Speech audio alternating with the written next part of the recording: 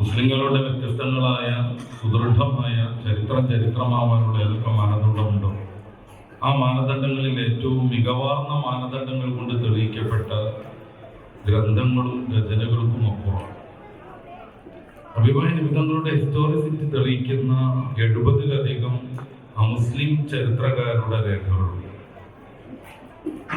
ഇത് ഇഷ്കിന്റെയും പ്രണയത്തിന്റെയും വേദിയാണെന്ന് എനിക്കറിയാം. കൂടുതലായി ഒരു ദാർശനിക തലത്തിലേക്ക് എന്റെ ചർച്ച പോകാതിരിക്കാൻ ഞാൻ കഠിനമായി ശ്രദ്ധിക്കുന്നു.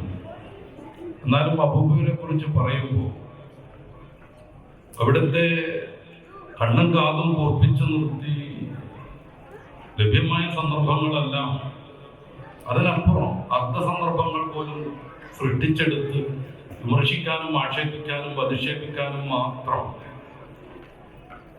നിബിധങ്ങളുടെ ആദർശം സ്വീകരിക്കുക വഴി അവരുടെ ദർശിച്ച താല്പര്യങ്ങൾക്ക് വിഘാതമാകുമെന്ന ബോധമുള്ള കുറെ ആളുകൾ ശ്രമിച്ചുകൊണ്ടിരിക്കുമ്പോൾ നബിയെ കുറിച്ച് അറിയാനും പഠിക്കാനും സന്നദ്ധരായ സമൂഹത്തിന് മുന്നിൽ പ്രൗഢമായൊരു സദസ്സിന് മുന്നിൽ വിവാഹ നിബിധങ്ങളെ കുറിച്ച് ഇങ്ങനെ ചിലത് പറയാതെ വയ്യെന്ന് എനിക്ക് തോന്നുന്നു. അല്ലാഹു കബൂലാക്കുമാറാവട്ടെ. നമ്മൾ പരിചയപ്പെട്ട കുറെ നേതാക്കളുണ്ട്, മതസ്ഥാപകരുണ്ട്, മതദർശനക്കാരുണ്ട്. അവരുടെ ഒന്നും ചരിത്രപരത തെളിയിക്കാൻ ഇന്ന് മാനദണ്ഡങ്ങളോ സംവിധാനങ്ങളോ ഇല്ല. ക്രിസ്തുവും കൃഷ്ണനും ജീവിച്ചിരുന്നില്ല എന്ന പുസ്തകമുണ്ട് നമ്മുടെ കയ്യിൽ. അതിന്റെ കർത്താവിനെ കുറിച്ച് നല്ല അഭിപ്രായമൊന്നും എനിക്കില്ല. ജോസഫ് അടമർ എന്ന യുക്തിവാദിന് അങ്ങനെ ഒരു പുസ്തകം എഴുതുന്ന അദ്ദേഹം മുഹമ്മദ് നബിയെ വിമർശിക്കാൻ ശ്രമിക്കുന്നുണ്ട്. ഖുർആൻ ഒരു വിമർശന പഠനം എന്ന 32 വർഷം മുന്നേ ഇറങ്ങിയ ഒരു പുസ്തകത്തിലുണ്ട്. യേശുവിനെയും ക്രിസ്തുവിനെയും കൃഷ്ണനെയും വിമർശിക്കാൻ ശ്രമിക്കുന്ന രീതിയിൽ നിന്ന് മുഹമ്മദ് നബി സല്ലല്ലാഹു അലൈഹി വസല്ലം തങ്ങളെ വിമർശിക്കുമ്പോൾ അദ്ദേഹം സമ്പൂർണമായി മാറുന്നത് നബിതങ്ങളുടെ ചരിത്രപരതയിലാണ്. എന്ന് വെച്ചാൽ കൃഷ്ണനും ക്രിസ്തുവും ജീവിച്ചിരുന്നില്ല എന്ന് സമർത്ഥിക്കാൻ വേണ്ടി അദ്ദേഹം പുസ്തകം എഴുതുമ്പോൾ ജീവിച്ചിരുന്ന ചരിത്രത്തെ സ്വാധീനിച്ച ഒരു വലിയ സമൂഹത്തിന്റെ നായകരായി ഇന്നും വാടുകൊണ്ടിരിക്കുന്ന മുഹമ്മദ് റസൂൽ സല്ലല്ലാഹു അലൈഹി വസല്ലം തങ്ങളെയാണ് അദ്ദേഹം വിമർശിക്കാൻ ശ്രമിക്കുന്നത്. അദ്ദേഹത്തിന്റെ വിമർശനങ്ങളെ കുറിച്ചോ അതിനുള്ള മറുപടിയെ കുറിച്ചോ അതിനുള്ള അബദ്ധങ്ങളെ കുറിച്ചോ ചർച്ച ചെയ്യാനല്ല ഞാൻ ഉദ്ദേശിക്കുന്നത്. നബിതങ്ങൾ ജീവിച്ചിരുന്നു എന്നതിൽ ആർക്കുമേ ഒരു തർക്കമില്ല. വലിയ പൂർവികരാവുന്ന പണ്ഡിതന്മാർ പറയുന്നത് കാണാം. പരിശുദ്ധ ഖുർആനാവുന്ന മുത്തറസൂലിന്റെ എന്നും നിലനിൽക്കുന്ന ഗംഭീരമായ മൊയ്ജിദത്ത് സംഭവിച്ചില്ലെന്ന് വയ്ക്കും. നബിതങ്ങളിൽ നിന്നുണ്ടായ ചന്ദ്രൻ പുലരുക പോലെയുള്ള അവിടുത്തെ വിരലുകളിൽ നിന്ന് ധാരാളമായി ജലധാര ഉണ്ടാവുക പോലെയുള്ള മൊയ്ജിദത്തുകളൊന്നും സംഭവിച്ചില്ലെന്ന് വെറുതെ അങ്ങ് സങ്കല്പിക്കുക. എന്നാലും റസൂലുള്ളാഹി തങ്ങൾ അല്ലാഹുവിന്റെ തിരുദൂതരാണെന്നതിന് വളരെയേറെ പ്രൗഢമായ തെളിവാണ് സഹാബാ കിറാമിന്റെ സാന്നിധ്യം. രാക്ഷസരായിരുന്നു അവരുടെ ജീവിതം മാനവികതയ്ക്ക് വിരുദ്ധമായിരുന്നു. ചരിത്രം ആ കാലത്തെ കുറിച്ചാണ് ഡാർക്ക് ഏജ് എന്ന് പരിചയപ്പെടുത്തിയത്. അവരുടെ ജീവിതം എങ്ങനെയായിരുന്നുവെന്നും അവരിൽ നിന്ന് തന്നെ ഉദ്ധരിക്കപ്പെടുന്ന കുറെ റിവായത്തുകളുണ്ട്. പ്രബോധനത്തിന്റെ ആദ്യഘട്ടത്തിൽ അള്ളാഹുവിന്റെ റസൂൽ ഒരു വല്ലാതെ സഹിക്കുന്നത് നമുക്കറിയാം. അന്ന് തന്നെ അനുയായികൾ രക്ഷപ്പെടട്ടെ എന്ന് കരുതിയിട്ട് എത്യോപ്യയിലേക്ക് നേഗസ് രാജാവിന്റെ അടുത്തേക്ക് ഹിജ്റ പറഞ്ഞയക്കുന്നു. ആദ്യം 11 പുരുഷന്മാരും 4 സ്ത്രീകളും പോകുന്നു. രണ്ടാം ഘട്ടത്തിൽ 70 പുരുഷന്മാരും അവരുടെ സ്ത്രീകളും പോകുന്നു. ഈ സഹാബിവര്യന്മാർ എത്യോപ്യയിൽ സുരക്ഷിതരായി ജീവിക്കുന്നു എന്ന വിവരം കിട്ടിയപ്പോ അവരവിടെ നിന്ന് പുകച്ചു ചാടിക്കാൻ വേണ്ടി അന്നത്തെ അവിശ്വാസികളുടെ നേതാവാകുന്ന അബൂ സുഫിയാൻ ശ്രമം നടത്തുന്നുണ്ട്. അദ്ദേഹം രാജാവിനെ സ്വാധീനിക്കാൻ ശ്രമിച്ചു. അവിടെയുള്ള പുരോഹിതന്മാരെ സ്വാധീനിച്ച് നിങ്ങളുടെ ദൈവമാകുന്ന യേശുക്രിസ്തുവിനെ കുറിച്ച് ടീം വല്ലാതെ വൃത്തികെട്ട ആരോപണങ്ങൾ ഉന്നയിക്കുന്നു എന്നൊക്കെ പറഞ്ഞ് തെറ്റിദ്ധരിപ്പിക്കാനുള്ള വലിയ ശ്രമങ്ങൾ. ബുദ്ധിമാനും വേദപണ്ഡിതനുമായിരുന്ന രാജാവ് പക്ഷേ ഈ കാര്യം വസ്തുനിഷ്ഠമായി അന്വേഷിച്ച് തീരുമാനിക്കാമെന്ന് വിചാരിക്കുന്നു. അദ്ദേഹം സഹാബാ കിറാമുകളുടെ കുറെ നേതാക്കളെ വിളിച്ചു വരുത്തുന്നു.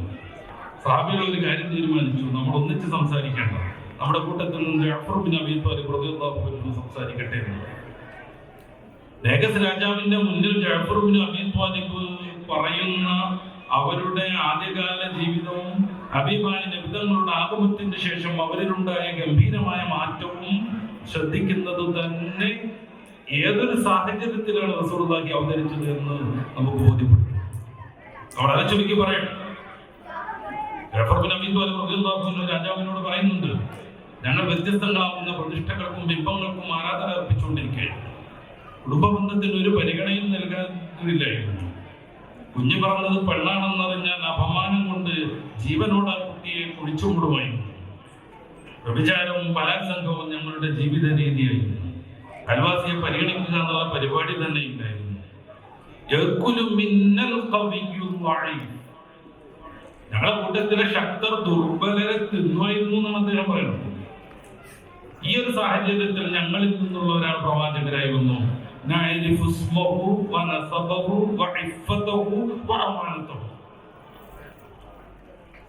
ഏതെങ്കിലും ഒരു അജ്ഞാത വ്യക്തിത്വമല്ല ഞങ്ങളുടെ അടുത്തേക്ക് ദഅവത്തുമായി വന്നത്.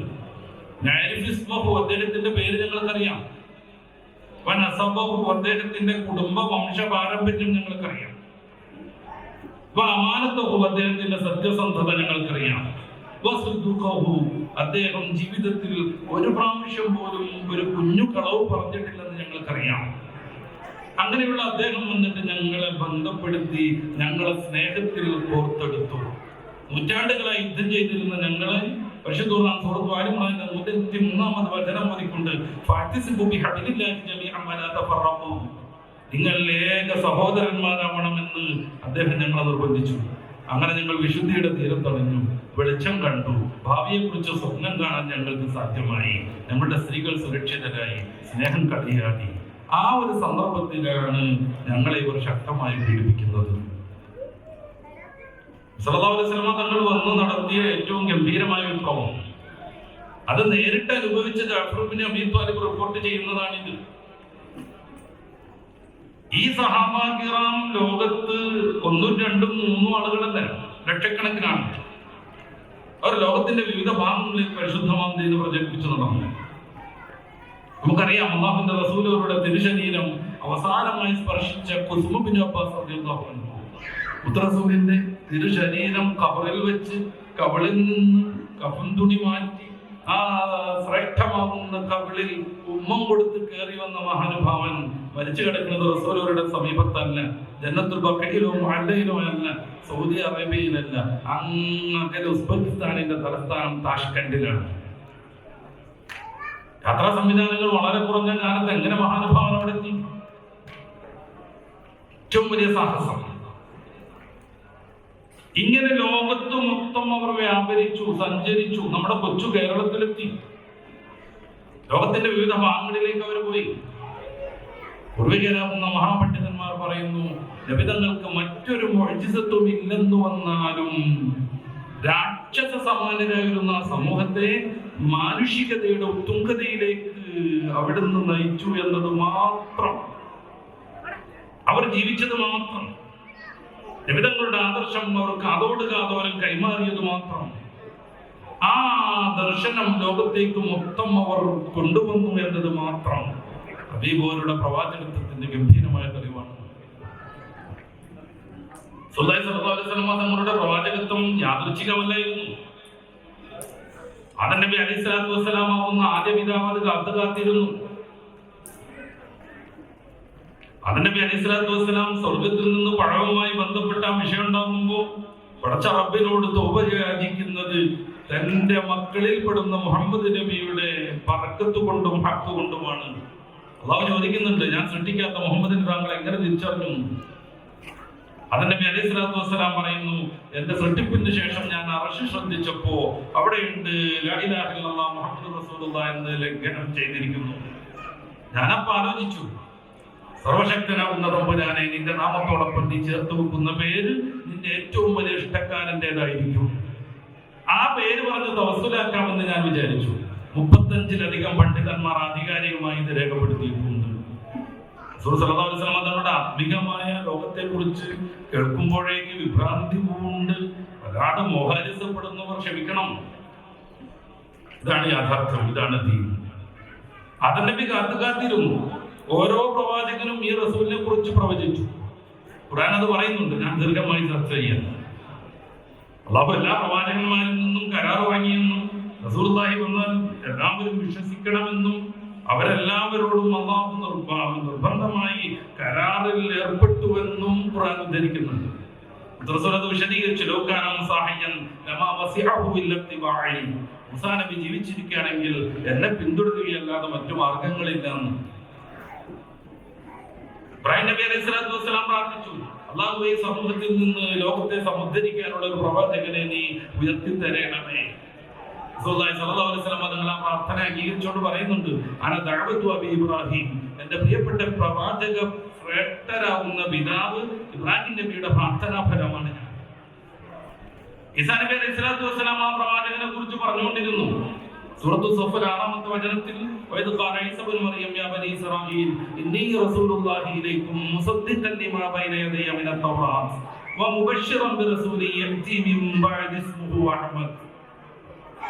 എന്റെ ശേഷം വരാനിരിക്കുന്ന അഹ്മദ് എന്ന പ്രവാചകനെ കുറിച്ച് സുവിശേഷം അറിയിച്ചുകൊണ്ട് ഞാൻ കടന്നു വരുന്നുവെന്ന് ഈസാ നബി പറയുന്നത് അല്ലാഹു ഉദ്ധരിക്കുന്നുണ്ട്. തൗറാത്തുമായും ഇഞ്ചീലുമായും വലിയ ബന്ധങ്ങളൊന്നുമില്ലെങ്കിലും നിലവിലുള്ള ബൈബിൾ പുസ്തകത്തിലും അങ്ങനെയുള്ള കുറെ ശീർഷകങ്ങൾ കാണാം. ഞാൻ പോകുന്നത് നിങ്ങൾക്ക് പ്രയോജനം, ഞാൻ പോയില്ലെങ്കിൽ സത്യത്തിന്റെ ആത്മാവ് വരില്ല, അവൻ നിങ്ങളെ സകല സത്യത്തിലും വഴി നടത്തും, സ്വന്തമായൊന്നും പറയാതെ അവൻ കേൾക്കുന്നത് പോലെ ന്യായീകരിക്കും. ഇനിയും പറവാനുണ്ട്, നിങ്ങൾക്ക് വഹിപ്പാൻ കഴിയില്ല. യേശുക്രിസ്തു പറയുന്നതായി യോഹന്നാൻ സുവിശേഷത്തിന്റെ 14-16 അധ്യായങ്ങളിൽ വിസ്തരിച്ച് ചർച്ച ചെയ്യുന്നുണ്ട് ഈ ഭാഗം. എനിക്ക് സമയം പരിമിതിയും സംബന്ധമായി നിരവധി ഗ്രന്ഥങ്ങളുണ്ട്. മുഹമ്മദ് നബി സല്ലല്ലാഹു അലൈഹി വസല്ലം തങ്ങൾ ബൈബിളിൽ പരാമർശിക്കപ്പെടുന്നില്ലെന്ന് തെളിയിക്കാൻ വേണ്ടി പല പണ്ഡിതരും രചന നടത്തി. ഫാദർ ബെഞ്ചമിൻ ഗിൽഖാനിയെ ഞാൻ ഉദ്ധരിക്കാം. അദ്ദേഹം ഹീബ്രു, അരമായിക്ക്, സുറിയാനി പണ്ഡിതനായിരുന്നു, ഗ്രീക്കും അറിയായിരുന്നു. തന്റെ വിജ്ഞാനത്തിന്റെ വലിയ സംവിധാനങ്ങളും സൗകര്യങ്ങളും ഉപയോഗപ്പെടുത്തിയിട്ട് മുഹമ്മദ് നബിയെ കുറിച്ച് ബൈബിളിൽ, തൗറാത്തിൽ, ഇഞ്ചീലിൽ പരാമർശിക്കപ്പെടുന്നുണ്ട് എന്ന അവകാശവാദത്തെ ഇല്ലാതെയാക്കാനും വിമർശിക്കാനും വേണ്ടി അദ്ദേഹം പഠനം തുടങ്ങി. തന്റെ പഠനം സത്യസന്ധമായി മുന്നേറിയപ്പോ മുഹമ്മദിന്റെ ബൈബിൾ എന്ന പേരിൽ അല്ലാഹുവിന്റെ റസൂലിനെ കുറിച്ച് ബൈബിളിൽ പറയുന്ന പ്രവചനങ്ങൾ വിശദീകരിച്ചുകൊണ്ട് തന്റെ ഗ്രന്ഥത്തിന്റെ ശൈലി മാറ്റി മഹാനുഭാവൻ ഇസ്ലാമിലേക്ക് കടന്നു വരുന്നു. ഉദ്ധരിക്കാൻ അതുപോലെയുള്ള നിരവധി പുസ്തകങ്ങളുണ്ട്. Father Abdul Ahad ദാവൂദിന്റെ the preview of Muhammad, മുഹമ്മദിന്റെ പ്രവചനം, മുഹമ്മദ് നബിയെ കുറിച്ചുള്ള പ്രവചനം പറയുന്ന പുസ്തകം അടക്കം. ഞാൻ സൂചിപ്പിക്കുന്നത് കാത്തിരുന്നു എല്ലാവരും, എല്ലാ സമൂഹവും. സ്നാപക യോഹന്നാൻ എന്ന പേരിൽ ബൈബിൾ പരിചയപ്പെടുത്തുന്ന യഹ്യാ നബി തന്റെ പ്രബോധനവുമായി കടന്നു വരുമ്പോ അദ്ദേഹം ആരാണെന്ന് ചോദിക്കാൻ വേണ്ടി ജൂത പണ്ഡിതന്മാർ പോകുന്ന രംഗം യോഹന്നാൻ സുവിശേഷത്തിന്റെ 1-ാം അധ്യായത്തിന്റെ 18-ാം വചനത്തിൽ കാണാം. സ്നാപക യോഹന്നാനോട് അവർ പോയി ചോദിക്കുകയാണ്, നീ ഏലിയാവാണോ? ഏലിയാവെന്ന പ്രവാചകൻ ആകാശത്ത് ഉയർന്നു എന്നവർ വിശ്വസിച്ചു, പിന്നീട് ഇറങ്ങി വരുമെന്ന്. അദ്ദേഹമാണോ താങ്കളെന്ന് ചോദിക്കുകയാണ്. അദ്ദേഹം പറഞ്ഞു, ഞാനതല്ല. നീ ക്രിസ്തുവാണോ? ക്രിസ്തു വരുമെന്ന് അവർ വിശ്വസിച്ചിരുന്നു. അദ്ദേഹം പറഞ്ഞു, ഞാൻ ക്രിസ്തുവല്ല.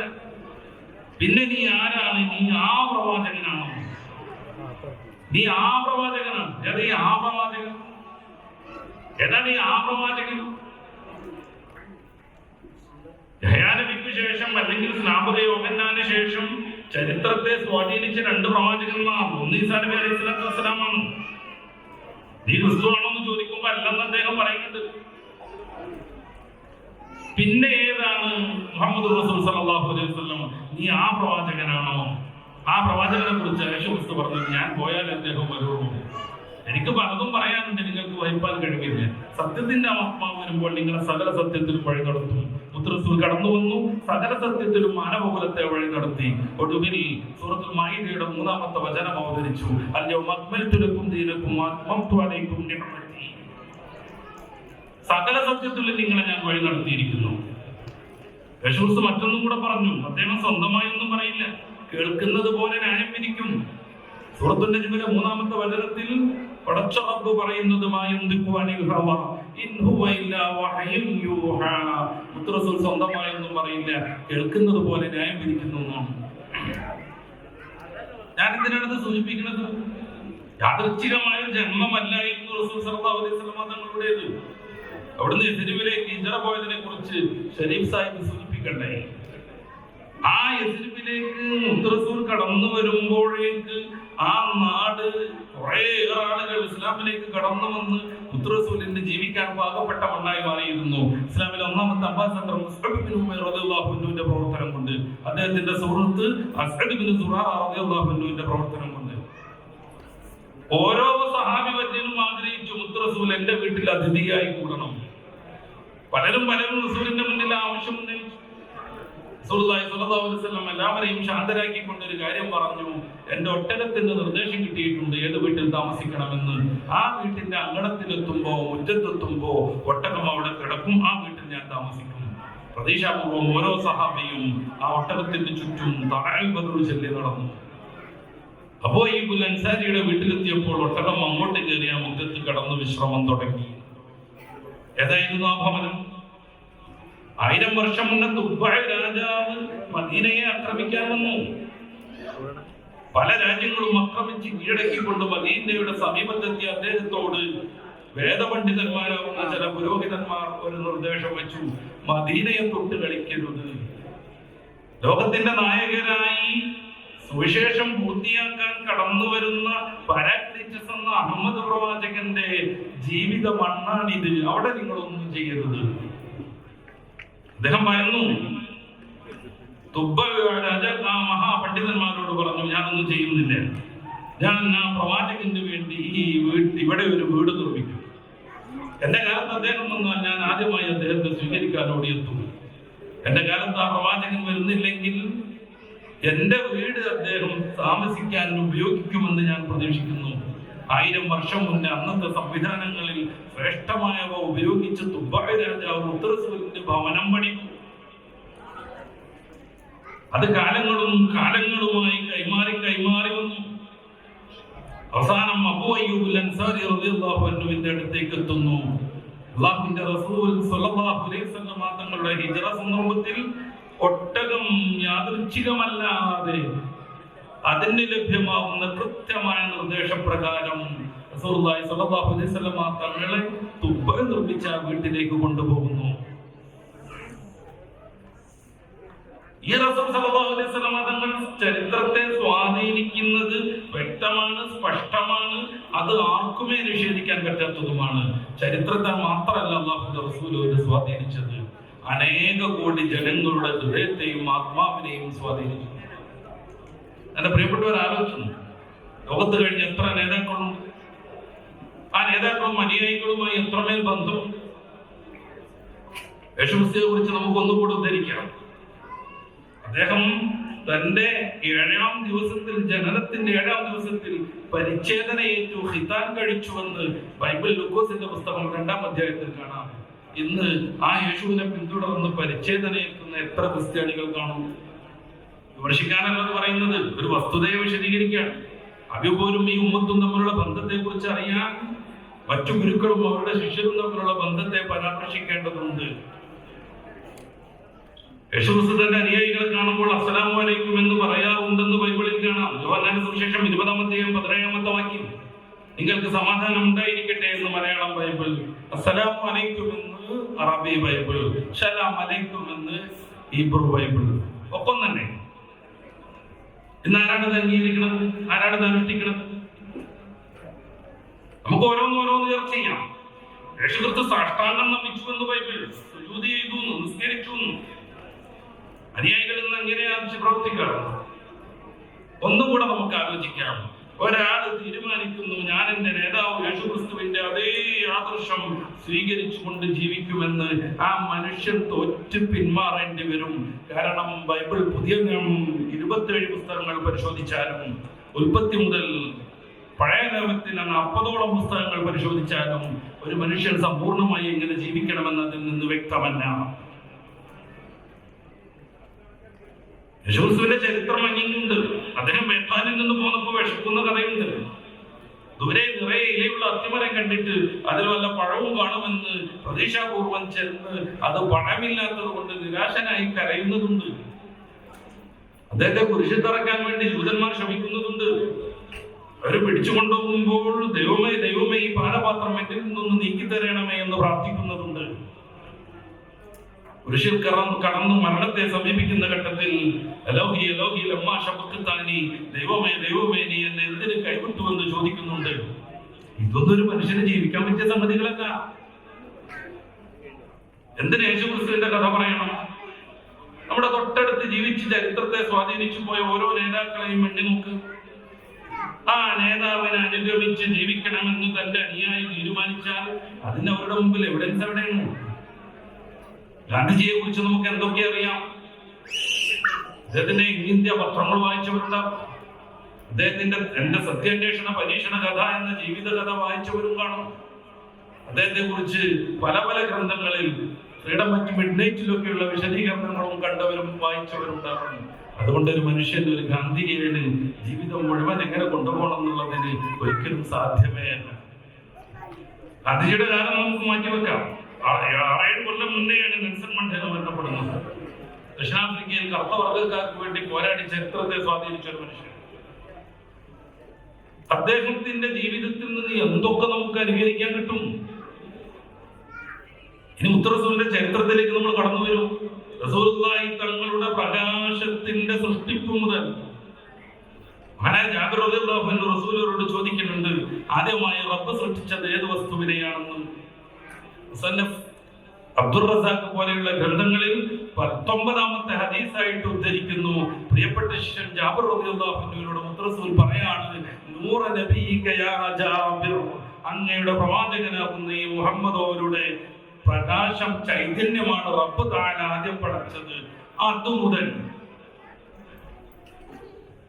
ഈ പ്രകാശത്തിന് കൈവരാനും കാലങ്ങളായി സഞ്ചരിച്ചു പോരാനും വിശുദ്ധമായ പാരമ്പര്യം റബ്ബ് തആല സൃഷ്ടിച്ചു നിർത്തി.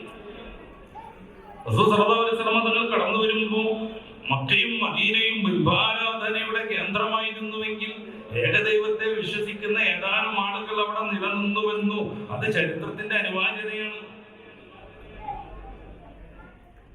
സല്ലല്ലാഹു അലൈഹി വസല്ലം തങ്ങളുമായി ഖദീജ ബീവി കടന്നു പോകുന്ന തന്റെ അമ്മാവനാകുന്ന വറഖത്ത് ബിൻ നൗഫൽ ഏകദൈവ വിശ്വാസിയായിരുന്നു. റസൂലിന്റെ ഇഷ്ടകൂട്ടുകാരൻ സന്തത സഹചാരിയായ അബൂബക്കർ സിദ്ദീഖ് തങ്ങൾ ഒരിക്കലും ബിംബത്തെ ആരാധിക്കാത്ത ഏകദൈവ വിശ്വാസിയായിരുന്നു. നമ്മുടെ മഖൂസ് മൗലൂദിലൊക്കെ പറയുന്ന ഉസ്മാൻ ബിൻ ഉവൈദ് അദ്ദേഹം ഏകദൈവ വിശ്വാസിയായിരുന്നു. എന്തിനാണ് ഈ ഏകദൈവ വിശ്വാസത്തിന്റെ ലോലമായ ഒരു പരമ്പരയെ അള്ളാഹു നിലനിർത്തുന്നത്? ഹബീബായ റസൂൽ സല്ലല്ലാഹു അലൈഹി വസല്ലം തങ്ങളുടെ ദിവ്യ ചൈതന്യം കടന്നു വരാൻ അതിക്രമം ചെയ്തവർ, അധർമ്മം ചെയ്തവർ, ശിർക്ക് ചെയ്തവർ ഒന്നും പാടില്ല. എത്ര ശ്രദ്ധാപൂർവമാണ് ചരിത്രം ഇതങ്ങനെ രേഖപ്പെടുത്തുന്നത്. അത് പറയുകയാണെങ്കിൽ എന്റെ വിഷയം അത് തന്നെ ആയി പോകും. അതുകൊണ്ട് ഇതൊന്ന് സംഗ്രഹിക്കാൻ ഞാൻ പ്രയാസപ്പെടുകയാണ്. റസൂലുള്ളാഹി സ്വല്ലല്ലാഹു അലൈഹി വസല്ലം തങ്ങളുടെ ദിവ്യ ചൈതന്യം നമുക്കറിയാം. എന്ന് പറയുന്ന സൂറത്തുൽ ശുറായിന്റെ 219ാമത്തെ വചനം, അല്ലാഹുവിന്റെ റസൂൽ കടന്നു വന്നത് മില്ലത്തുൻ ആദം അലൈഹിസ്സലാം മുതൽ ബഹുമാന്യരാകുന്ന ആമിന ബീവിയിലേക്ക് എത്തും വരെ വിശുദ്ധമായ പരമ്പരയിലൂടെ അവിടുന്ന് കടന്നു വന്നു. മദ്രസ പഠിക്കുന്ന ഒരു കുട്ടിയോട് ചോദിക്കാം, മുത്തറസൂലിന്റെ പിതാവ് ആരാണെന്ന്. അബ്ദുള്ള എന്ന് പറയും. അദ്ദേഹത്തിന്റെ പിതാവ് ആരാണ്? അബ്ദുൽ മുത്തലിബ് എന്ന് പറയും. അബൂ അബ്ദുല്ലാഹി അബ്ദുൽ മുത്തലിബ് വഹാശിമു അബ്ദു മനാഫിൻ മുൻതസിബ് ഉസൈഖിലാബ് മുറത്തുൻ കഅബൽ ലുഗൈ. പോയി മുത്തറസൂലിന്റെ ഉപ്പാപ്പമാരെ കുറിച്ച് കൃത്യമായി മദ്രസയിൽ പഠിക്കുന്ന വിദ്യാർത്ഥിക്ക് പോലും അറിയാം. റസൂലിന്റെ ജീവിതത്തിലെ ഓരോ തന്തുവും ബിന്ദുവും രേഖയിൽ വന്നു. നമ്മളൊന്ന് ആലോചിച്ചു, ഒരു മനുഷ്യന്റെ വാക്കും പ്രവൃത്തിയും അംഗീകാരവും ചരിത്രത്തിന് കൈമാറി കൊടുക്കാൻ വേണ്ടി ആയിരക്കണക്കിന് മനുഷ്യരുടെ A to Z രേഖയിൽ വന്നു. ആയിരക്കണക്കിന് മനുഷ്യരെ കുറിച്ച് ചരിത്രം വിസ്തരിച്ചു പഠിച്ചു. അവരുടെ ഓർമ്മശക്തിയെ കുറിച്ച്, അവരും ഗുരുവും തമ്മിലുള്ള ബന്ധത്തെ കുറിച്ച്, അവർ റസൂലിന്റെ വചനം കൈമാറി കൊടുത്ത പരമ്പരയുടെ വിശുദ്ധിയെ കുറിച്ച്, അവരുടെ ജനനത്തെ കുറിച്ച്, ദേശത്തെ കുറിച്ച്, ജോലിയെ കുറിച്ച്, ആയിരക്കണക്കിന് മനുഷ്യരുടെ ചരിത്രം മുഴുവനായി രേഖപ്പെടുത്തി. എന്തിനു വേണ്ടി? ലോകത്തിന്റെ നായകർ മുഹമ്മദ് റസൂൽ സ്വല്ലല്ലാഹു അലൈഹി വസല്ലം തങ്ങളുടെ വിശുദ്ധമായ വചനങ്ങളും പ്രവൃത്തിയും ലോകത്തിന് കൈമാറി കൊടുക്കാൻ വേണ്ടി. ലോക ചരിത്രത്തിൽ മറ്റൊരാൾക്ക് സാധ്യമല്ലാത്ത, ഇനിയും കഴിയാത്ത, ഇതുവരെ നടക്കാത്ത ഒരു മഹാത്ഭുതം അള്ളാന്റെ റസൂൽ ഒരു മരണപ്പെടുമ്പോ അവിടുത്തെ താടി രോമങ്ങളിൽ എത്രയെണ്ണം നിരച്ചു എന്ന് പോലും ചരിത്രത്തിന് വ്യക്തമായി അറിയാം. ഇങ്ങനെ ഒരു മനുഷ്യ ലോകത്ത് കഴിഞ്ഞു പോയിട്ടേ ഇല്ല. ഇത് അവകാശവാദമല്ല. ഒരു ക്രിട്ടിക്കൽ സ്റ്റേജിലല്ലാത്തത് കൊണ്ട് ഞാൻ ഇവിടെ നിർത്തുകയാണ്. ചരിത്രത്തെ കുറിച്ച് ചരിത്രമാവാനുള്ള മാനദണ്ഡങ്ങൾ കൃത്യമായി പഠിപ്പിക്കപ്പെട്ടിട്ടുണ്ട്. നമ്മുടെ കേരള സിലബസിലെ +1 ചരിത്ര പുസ്തകത്തിൽ പോലും അത് കൃത്യമായി പറയുന്നുണ്ട്. എല്ലാം പറഞ്ഞ് ചരിത്രത്തിന്റെ മാനദണ്ഡത്തെ കുറിച്ച് പഠിപ്പിച്ചിട്ട് ഞാൻ ഈ പറയുന്ന ചരിത്ര പുസ്തകത്തിൽ പറയുന്നത് മുഹമ്മദ് നബി ചരിത്ര പുരുഷനായിരുന്നു എന്നാണ്. മുഹമ്മദ് നബി സ്വല്ലല്ലാഹു അലൈഹി വസല്ലം ചരിത്ര പുരുഷനായിരുന്നു എന്നാണ്. റസൂൽ ലോകത്തിന്റെ വെളിച്ചമാകയാൽ ഹബീബായ റസൂലിനെ കുറിച്ച് കൃത്യമായുള്ള പഠനങ്ങൾ ഉണ്ടാവണം. അത് ഒരിക്കലും കണ്ണിമുറിയാതെ ലോകത്തേക്ക് എത്തിച്ചേരണം. എത്രത്തോളം പരിശുദ്ധമായ ഇസ്ലാം ദാമ്പത്യ ജീവിതത്തിന്റെ പ്രാധാന്യം നൽകുന്നു. നമ്മുടെ നാട്ടിലൊക്കെ കല്യാണം വേണ്ടെന്ന് പറയുന്ന കുട്ടികൾ വർദ്ധിച്ചു വരുന്നു എന്നാണ് കേൾക്കുന്നത്. 30% പെൺകുട്ടികൾക്ക് കല്യാണം വേണ്ടെന്ന ആഗ്രഹം ഉണ്ടെന്നാണ് കേൾക്കുന്നത്. കല്യാണത്തെ കുറിച്ചും കുടുംബ ജീവിതത്തെ കുറിച്ചും ഇസ്ലാം ധാരാളമായി പ്രോത്സാഹിപ്പിക്കുന്നു. ഞാനതിന്റെ ശാസ്ത്രീയ വശങ്ങളിലേക്കൊന്നും കടക്കില്ല. ഇവിടെ നമ്മുടെ തിരുവനന്തപുരത്ത് നടന്ന ഒരു ക്യാമ്പസിലെ ടെലിവിഷൻ പരിപാടിക്കിടയിൽ വിവാഹത്തിനോട് താല്പര്യമുള്ളവർ എഴുന്നേറ്റ് നിൽക്കാൻ പറഞ്ഞപ്പോ 5% വിദ്യാർത്ഥിനികൾ മാത്രം എഴുന്നേറ്റ് നിന്നാണ് കഥ. 95% അതിനോട് താല്പര്യമില്ലെന്ന്. അതിന്റെ കാരണങ്ങളെ കുറിച്ചൊക്കെ നമ്മൾ പഠിക്കേണ്ടതുണ്ട്. നമ്മുടെ സംഘടനാ നേതൃത്വവും സംഘടനയുടെ പ്രവർത്തനങ്ങളും ആ രീതിയിലൂടെ കൂടെ സജീവമാകുന്നുണ്ട്, ആവേണ്ടതുണ്ട്. കല്യാണം വേണ്ട, അടിച്ചു പൊളിച്ച് ജീവിക്കണം. റസൂലുള്ളാഹി സ്വല്ലല്ലാഹു അലൈഹി വസല്ലം തങ്ങൾ പലപ്പോഴും വിമർശിക്കപ്പെടുന്നത് എന്തുകൊണ്ടാണെന്ന് നമുക്ക് സമയത്തിനനുസരിച്ച് അവസാനം ചർച്ച ചെയ്യേണ്ടതുണ്ട്. അങ്ങനെ താല്പര്യത്തിനനുസരിച്ച് സ്വന്തം വികാരങ്ങൾക്കും വിചാരങ്ങൾക്കും അനുസരിച്ച് ജീവിച്ച് താന്തോന്നികളാവാൻ വേണ്ടി ശ്രമിച്ചുകൊണ്ടിരിക്കുന്ന ലോകത്തിന് മുന്നിൽ കുടുംബത്തെക്കുറിച്ചും കുടുംബ ബന്ധത്തെക്കുറിച്ചും കൃത്യമായി ഇസ്ലാം അവതരിപ്പിക്കുന്നു. ഈ ഒരു ആവശ്യാർത്ഥമാണ് അല്ലാഹുവിന്റെ റസൂലുകളുടെ ജീവിതത്തിലേക്ക് അന്നത്തെ ഏറ്റവും ബുദ്ധിമതിയും ഓർമ്മശക്തിയുമുള്ള ആയിഷ ബീവി റളിയല്ലാഹു അൻഹ കടന്നു വരുന്നത്. ഒരു മനുഷ്യന്റെ ജീവിതത്തിൽ വളരെ പ്രധാനപ്പെട്ടതാണ് ലൈംഗികത, ദാമ്പത്യ ജീവിതം. അതുപോലും ഒരു മുസ്ലിമിനെ സ്വന്തം ഇഷ്ടപ്രകാരം ചെയ്യാവതല്ല. ഹബീബായ റസൂൽ അവരെ ആ സമയത്ത് പോലും നിയന്ത്രിച്ചു കൊണ്ടിരിക്കുന്നു. ഇതാണ് ചരിത്രത്തിന്റെ വലിയൊരു അത്ഭുതം, കൗതുകം. ഈ വേദിയിലേക്ക് കയറി വന്നവരൊക്കെ വലതുകാലം മുന്നിൽ വെച്ച് കയറി വന്നു. സലാം പറഞ്ഞും ബിസ്മി ചൊല്ലിയും ഹംദ് ചൊല്ലിയും പ്രഭാഷണം ആരംഭിച്ചു. സലാം പറയാതെ ഹംദ് ബിസ്മി ചൊല്ലാതെ പ്രഭാഷണം നടത്തിയ പ്രഭാഷണമാവില്ലേ? പ്രഭാഷണമാകും. പക്ഷേ മുഅ്മിൻ അങ്ങനെ ചെയ്യൂല. കാര്യം അവരുടെ നായകർ മുഹമ്മദ് റസൂൽ സല്ലല്ലാഹു അലൈഹി വസല്ലം പ്രഭാഷണം നടത്തിയത് ബിസ്മി ചൊല്ലിയാണ്, ഹംദ് ചൊല്ലിയാണ്. ഭക്ഷണം കഴിക്കുന്നത് ബിസ്മി ചൊല്ലിയാണ്. ഷെയ്ഖാൻഡ് നൽകുന്നത് വലത് കൈ കൊണ്ടാണ്. മൂക്ക് പിഴിയേണ്ടി വരുമ്പോൾ ഇടത് കൈ ഉപയോഗിക്കുന്നു. വിസർജനാനന്തരം ശൗചം ചെയ്യുന്നത് ഇടത് കൈ ഉപയോഗപ്പെടുത്തിയാണ്. വീട്ടിൽ നിന്ന് പുറത്തിറങ്ങുന്നത് ഇടതുകാൽ മുന്നിൽ വെച്ചാണ്. വീട്ടിലേക്കും പള്ളിയിലേക്കും ഓഫീസിലേക്കും കയറി പോകുന്നത് വലതുകാൽ മുന്നിൽ വെച്ചാണ്. ടോയ്ലറ്റിലേക്ക് പോകുമ്പോ ഇടതുകാൽ മുന്നിൽ വെക്കുന്നു. നമ്മുടെ നാട്ടിലൊക്കെ ചില പരിഹാസ ക്ലിപ്പുകളൊക്കെ ചിലപ്പോൾ നിങ്ങൾ ശ്രദ്ധിച്ചിട്ടുണ്ടാവും. ഒരു ഉസ്താദ് മദ്രസ വിദ്യാർത്ഥികൾക്ക് വേണ്ടി ഒരു വീഡിയോ ഇറക്കിയപ്പോ ടോയ്ലറ്റിലേക്ക് പോകേണ്ടതിന്റെ ഇസ്ലാമിക മര്യാദകളും വിശുദ്ധിയും പഠിപ്പിക്കുന്ന സമയത്ത് അദ്ദേഹം ഇടതുകാൽ വെച്ച് മുന്നിൽ വെച്ച് കയറാമെന്നത് പറയുന്നുണ്ട്. ഇതാണൊരു വലിയ അപരാധമായി നമ്മുടെ നാട്ടിൽ തീരെ ബുദ്ധിയില്ലാത്തൊരു ബുദ്ധിജീവി അല്ലെങ്കിൽ ഒരു യുക്തിവാദി വലിയൊരു പ്രഭാഷണത്തിന്റെ മാറ്ററാക്കി എടുത്തത്. ആള് ചോദിക്കാണ്, എന്തേ വലതുകാലം മുന്നിൽ വെച്ച് അങ്ങോട്ട് കയറിയിട്ടുണ്ടെങ്കിൽ വിസർജനം നടക്കൂലേ എന്ന്. വലതുകാലം മുന്നിൽ വെച്ച് കയറിയാൽ എന്തേ വിസർജനം നടക്കൂലേ എന്ന് അദ്ദേഹം ചോദിക്കുന്നു. തീർച്ചയായും സഹോദര അത് നടക്കും, അതിലൊന്നും ഒരു തർക്കമില്ലേ. പിന്നെ എന്തിനാ വിശ്വാസി അങ്ങനെ കയറേണ്ടത്? അതിന്റെ ശാസ്ത്രം വിശദീകരിക്കാൻ നമുക്ക് സാധ്യമാണ്. അതിന്റെ ലോജിക്ക് പറയാൻ 1000 നാക്കുകളുണ്ട് നമ്മുടെ പണ്ഡിതന്മാർക്ക്. എല്ലാം അംഗീകരിച്ചുകൊണ്ട് ഞാൻ പറയട്ടെ, വിശ്വാസിക്കത് നോക്കേണ്ട കാര്യം തന്നെ ഇല്ല. അതിനൊരു സയന്റിഫിക് ആയ പിന്തുണയില്ലെങ്കിലും അതിന് ഒരു ലോജിക്ക് ഇല്ലെങ്കിലും വിശ്വാസി ഇടതുകാൽ മുന്നിൽ വെച്ച് ടോയ്ലറ്റിലേക്ക് കയറൂ. അവരുടെ നായകർ പുണ്യപ്പൂമാൻ അങ്ങനെയാണ് പഠിപ്പിച്ചു കൊടുത്തത്. അതാണ് വിശ്വാസിയുടെ പ്രമാണം. എന്നിട്ട് പരിഹസിച്ചുകൊണ്ടിരിക്കുക, എന്റെ വലതുകാലം മുന്നിൽ വെച്ച് ടോയ്ലറ്റിലേക്ക് കയറിയ വിസർജനം സാധ്യമാവില്ല എന്ന്. ടോയ്ലറ്റ് കയറാൻ തന്നെ സാധിക്കും, എന്തിനാ ടോയ്ലറ്റ് കയറുന്നേ? ടോയ്ലറ്റ് കയറാത്തത് സാധിക്കൂലേ? എന്തിനാ മറയിലേക്ക് പോണത്? അങ്ങാടിയുടെ മധ്യത്തിൽ സാധിക്കൂലേ? ഒക്കെ സാധിക്കും. പക്ഷെ മനുഷ്യന് ചില ഔചിത്യ ബോധങ്ങളുണ്ട്.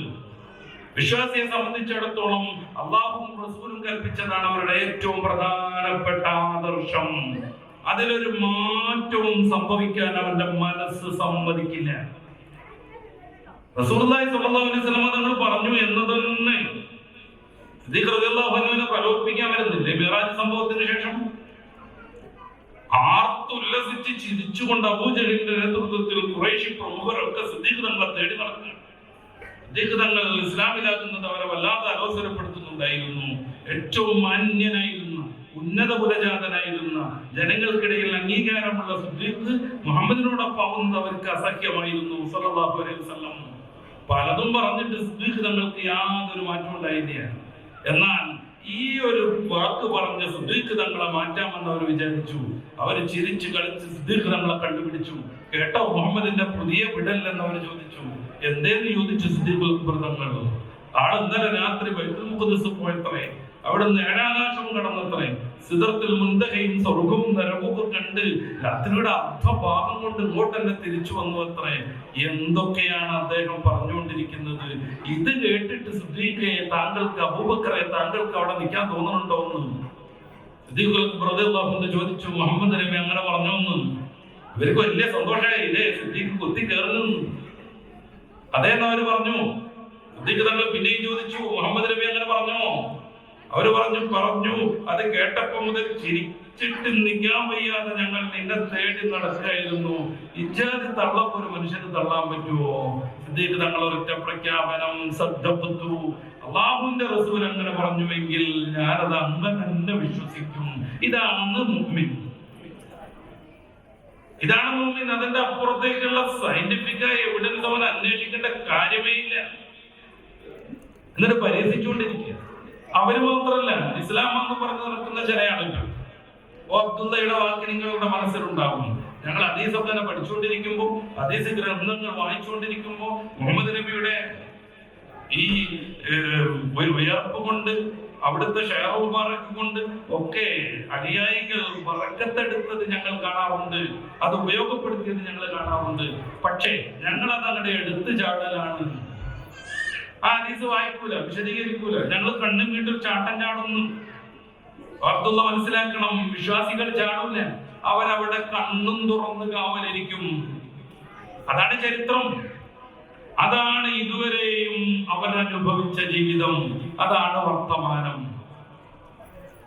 അയ്ബായി തോന്നി. റസൂലുള്ളാഹി സ്വല്ലല്ലാഹു അലൈഹി വസല്ലം തങ്ങളുടെ തലമുടി കൊണ്ട് സഹാബാ കിറാം ബറക്കത്തെടുത്തു എന്ന് പറയുമ്പോഴേക്ക് നിങ്ങൾക്ക് ശരീരം കോച്ചി പിടിക്കുക. നിങ്ങൾ തന്നെയാണല്ലോ എഴുതി വെച്ചത്, ശരീരം ദ്രവിച്ചു ദുർഗന്ധം വരും മരണാനന്തരം. അത് സംഭവിക്കാതിരിക്കാൻ കുഴിച്ചു മൂടുന്നു. മുഹമ്മദ് നബിയുടെ ശരീരം പോലും അങ്ങനെയായിരുന്നു എന്ന് പ്രബോധനത്തിൽ എഴുതിയിട്ടില്ലേ? അതിനുശേഷം എത്ര നൂറുകണക്കിന് പ്രബോധനം പുറത്തിറങ്ങി. ഏതിലെങ്കിലും മരവരി കൊണ്ട് ഞങ്ങൾക്ക് അബദ്ധം സംഭവിച്ചുവെന്ന് വിനയത്തോടു കൂടെ കുറിക്കാൻ, തിരുത്താൻ, ക്ഷമ പറയാൻ നിങ്ങൾക്ക് സാധിച്ചിട്ടുണ്ടോ? വിശ്വാസി അങ്ങനെയല്ല.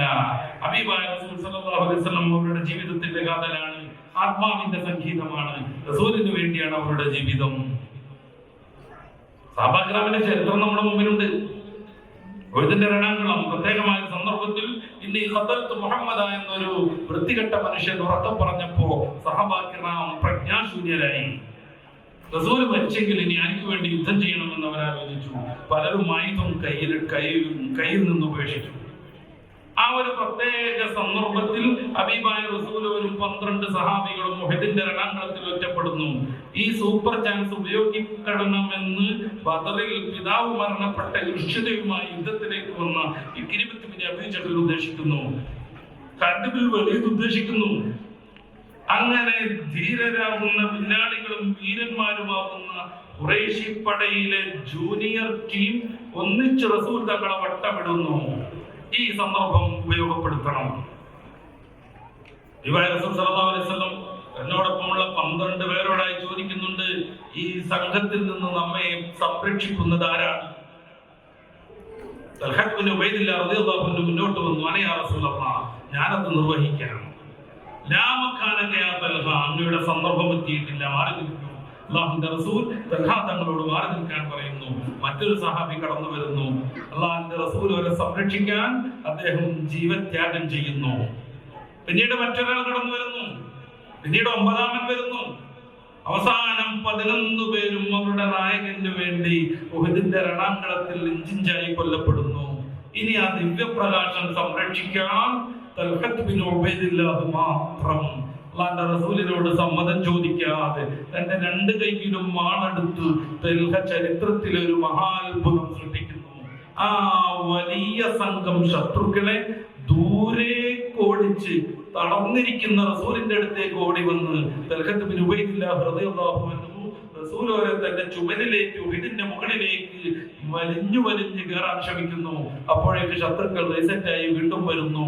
അള്ളാഹുവിന്റെ റസൂൽ അവരെ ഒരു സ്ഥലത്തിലെത്തി തൽഹത്ത് ബിൻ ഉബൈദില്ലാഹ് അവരോട് സധീരം പോരാടുന്നു. അവരെ ദൂരേക്ക് ഓടിച്ച് പിന്നെയും വന്ന് റസൂലിന്റെ ചുമലിലേക്ക് മുകളിലേക്ക് വേച്ച് കയറുന്നു. പലവട്ടം ഇത് ആവർത്തിച്ച് ലോകത്തിന്റെ നായകർ മുഹമ്മദ് റസൂൽ സല്ലല്ലാഹു അലൈഹി വസല്ലമ തങ്ങളെ ഉഹദിന്റെ ഉച്ചിയിൽ ആർക്കും പെട്ടെന്ന് കണ്ടെത്താനാവാത്ത ഒരു വിടവിൽ കൊണ്ടുപോയി സുരക്ഷിതനായി വെച്ച് ധീരനാകുന്ന സഹാബി വര്യൻ ബോധരഹിതനായ ഒരു കുഴിയിലേക്ക് വീഴുന്നു. റസൂൽ അവരെ കാണാനിട്ട് സിദ്ദീഖ് തങ്ങൾ പരക്കം പായാണ്. അപ്പോഴാണ് ഉഹദിന്റെ ഉച്ചിയിൽ ചെറിയ ഒരു ബോർഡിനുള്ളിൽ അള്ളാഹുവിന്റെ റസൂൽ അവരുടെ ചെറിയൊരു ഭാഗം കാണുന്നത്. തന്റെ പ്രിയപ്പെട്ട കൂട്ടുകാരൻ അബൂ ഉബൈദത്ത് ബിൻ ജറാഹിനെയും കൂട്ടിയിട്ട് സിദ്ദീഖുൽ അക്ബർ അള്ളാഹുവിന്റെ റസൂൽ അവരുടെ അടുത്തേക്ക് ഓടിക്കതച്ചെത്തുമ്പോ ദഅനി യാ അബൂബക്കർ, എന്നെ വിടൂ, നിങ്ങളുടെ കൂട്ടുകാരൻ തൽഹ വീണ് കിടക്കുന്നത് ശ്രദ്ധിക്കൂ എന്ന് റസൂൽ പറയാണ്. ആ സമയത്താണ് തൽഹത്ത് ബിൻ ഉബൈദില്ലയെ അബൂബക്കർ സിദ്ദീഖ് തങ്ങൾ കാണുന്നത്. അബൂ ഉബൈദത്ത് ബിൻ ജറാഹ് കുഴിയിലേക്ക് ഇറങ്ങിയിട്ട് തൽഹ റളിയല്ലാഹു അൻഹുവിനെ കോരിയെടുത്ത് സിദ്ദീഖുൽ അക്ബർ തങ്ങൾക്ക് കൈമാറുന്ന ഒരു പ്രത്യേക രംഗത്ത് സിദ്ദീഖ് തങ്ങൾ പൊട്ടിക്കരഞ്ഞു. തൽഹയുടെ ശരീരത്തിൽ 70-ലേറെ മുറിവുകളുണ്ട്. നിരവധിയായ അസ്ത്രങ്ങൾ തറച്ചു നിൽക്കുന്നുണ്ട്. അദ്ദേഹത്തിന്റെ കരങ്ങൾ മുറിഞ്ഞിട്ടുണ്ട്. പല വിരലുകളും കാണാതായിട്ടുണ്ട്. മുത്തറസൂൽ ഒരു പേരിട്ടു, ഷഹീദും യംശി അലല്ലാഹ്, ജീവിക്കുന്ന രക്തസാക്ഷി Talha bin Ubaidullah. Man of match ആരായിരുന്നു എന്ന് ചോദിക്കുമ്പോ അല്ലാഹുവിന്റെ റസൂലുകളുടെ സന്തത സർജാൻ സിദ്ദീഖുൽ അക്ബർക്ക് ഒറ്റ മറുപടി ഉണ്ടായിരുന്നുള്ളൂ, തൽഹ റളിയല്ലാഹു അൻഹു. നമ്മൾ ആലോചിച്ച് നോക്ക്, നമ്മളെപ്പോലെ മജ്ജയും മാംസവും ഉള്ള ഒരു മനുഷ്യൻ, നമ്മളെപ്പോലെ മോഹങ്ങളും വിചാരങ്ങളും ഉണ്ടാവേണ്ട ഒരു മനുഷ്യൻ, കാത്തിരിക്കുന്ന സ്വന്തം ഭാര്യയും മക്കളും എന്ന ബോധം ശത്രുവിനെ കാണുമ്പോൾ അലോസരപ്പെടുത്താൻ സാധ്യതയുള്ള ഒരു മനുഷ്യൻ, അതൊക്കെ അങ്ങോട്ട് മറന്നു പോകണം അല്ലാഹുവിന്റെ റസൂൽ അവരെ സംരക്ഷിക്കാൻ വേണ്ടി. ഇനി ചരിത്രത്തിലെ മറ്റൊരു ഗുരുവിനെ കുറിച്ച് ഞാൻ പരിചയപ്പെടുത്താം. ജൂതന്മാർ പിടിക്കാൻ വരുന്നു എന്ന് പറഞ്ഞ യേശുക്രിസ്തു പ്രാർത്ഥിക്കാൻ വേണ്ടി ഒരു തോട്ടത്തിലേക്ക് പോകുന്നുണ്ട്. ജൂതന്മാർ പെട്ടെന്ന് എത്തിപ്പെടാത്ത ഒരു തോട്ടത്തിൽ യാദൃച്ഛികമാവാം അദ്ദേഹത്തോടൊപ്പം 12 ശിഷ്യരുണ്ടായിരുന്നു. ഇതിന്റെ രണാങ്കണത്തിൽ മുത്തറസൂലിൽ ഒറ്റപ്പെടുമ്പോ 12 ശിഷ്യന്മാർ ഓരോരുത്തരായി ജീവത്യാഗം ചെയ്ത് അല്ലാഹുവിന്റെ റസൂൽ അവരെ സംരക്ഷിച്ചു വന്ന ചരിത്രം മറക്കാതെ മനസ്സിൽ സൂക്ഷിച്ചുകൊണ്ട് ഒരു മഹാഗുരുവിനെയും 12 ശിഷ്യരെയും നമുക്ക് പരിചയപ്പെടാം. ഈ 12 പേരെയും കാവലിരുത്തിയിട്ട് യേശുക്രിസ്തു പ്രാർത്ഥിക്കാൻ പോയി. അദ്ദേഹം അവരോട് വികാരഭരിതമായി സംസാരിച്ചു. എന്റെ വിയർപ്പ് കണങ്ങൾ രക്തത്തുള്ളികളായി മാറിയിരിക്കുന്നു. കാലം സമീപിച്ചു എന്ന് എനിക്ക് തോന്നിത്തുടങ്ങിയിരിക്കുന്നു. അതുകൊണ്ട് ഉണർന്നിരിപ്പീൻ. കുറച്ചു നേരം അദ്ദേഹം പ്രാർത്ഥിച്ച് തിരിച്ചു വന്ന് നോക്കുമ്പോ 12 പേരും കൂർക്കം വലിച്ചുറങ്ങാണ്. ബൈബിൾ 4 സുവിശേഷങ്ങളുടെയും അവസാന ഭാഗത്ത് അത് പറയുന്നുണ്ട്.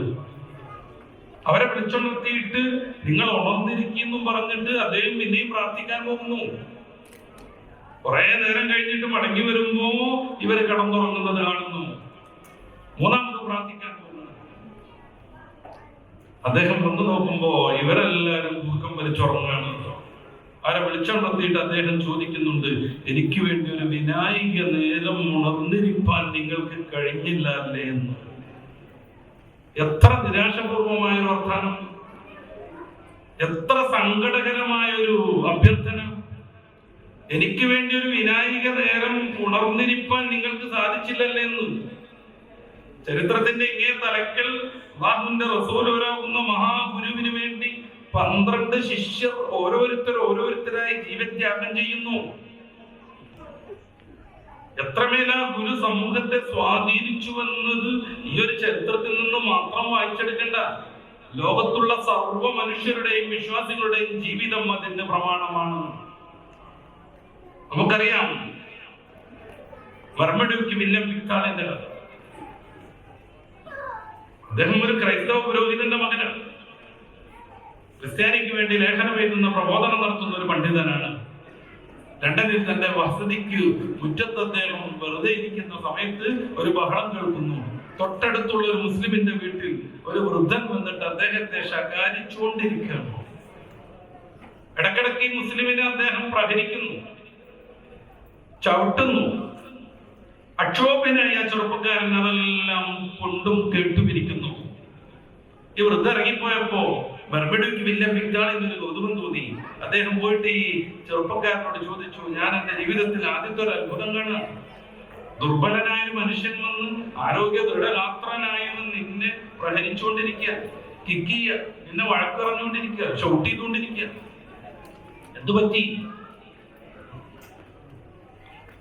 ആ യുവാവ് പറഞ്ഞു കൊടുത്തു മർമഡ്യൂക്ക് പിക്താളിനോട്, ഞാൻ കുറ്റക്കാരനാണ്. ഞാൻ അദ്ദേഹത്തിൽ നിന്ന് കുറച്ച് ഡോളർ കടം മേടിച്ചിട്ടുണ്ടായിരുന്നു. അത് കൃത്യസമയത്ത് നൽകാൻ എനിക്ക് സാധിച്ചില്ല.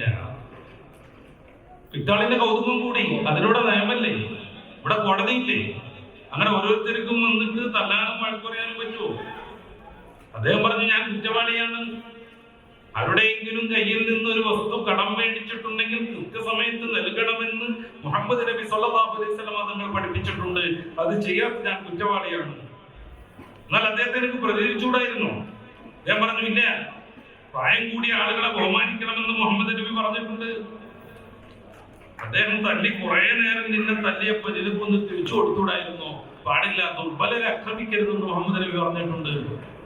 വില്യം മർമഡ്യൂക്ക് പിക്താളിന്റെ ഓരോ ചോദ്യത്തിനും മുഹമ്മദ് നബി അങ്ങനെ പറഞ്ഞു, മുഹമ്മദ് നബി ഇങ്ങനെ പറഞ്ഞു, മുഹമ്മദ് നബി അത് നിരോധിച്ചു, അത് വിരോധിച്ചു എന്നുള്ള മറുപടി കേൾക്കുമ്പോ 6-ാം നൂറ്റാണ്ടിലെ ഏതോ ഒരു അറേബ്യൻ ഗോത്ര സമൂഹത്തിന്റെ നേതാവായിരുന്ന ഏതോ ഒരു മനുഷ്യനെന്ന് ഹബീബായ റസൂൽ വരെ മനസ്സിലാക്കിയിരുന്ന മർമഡ്യൂക്ക് പിക്താൾ അവിടെ വെച്ച് വിയർക്കുന്നു, ആനില പോലെ വിറയ്ക്കുന്നു.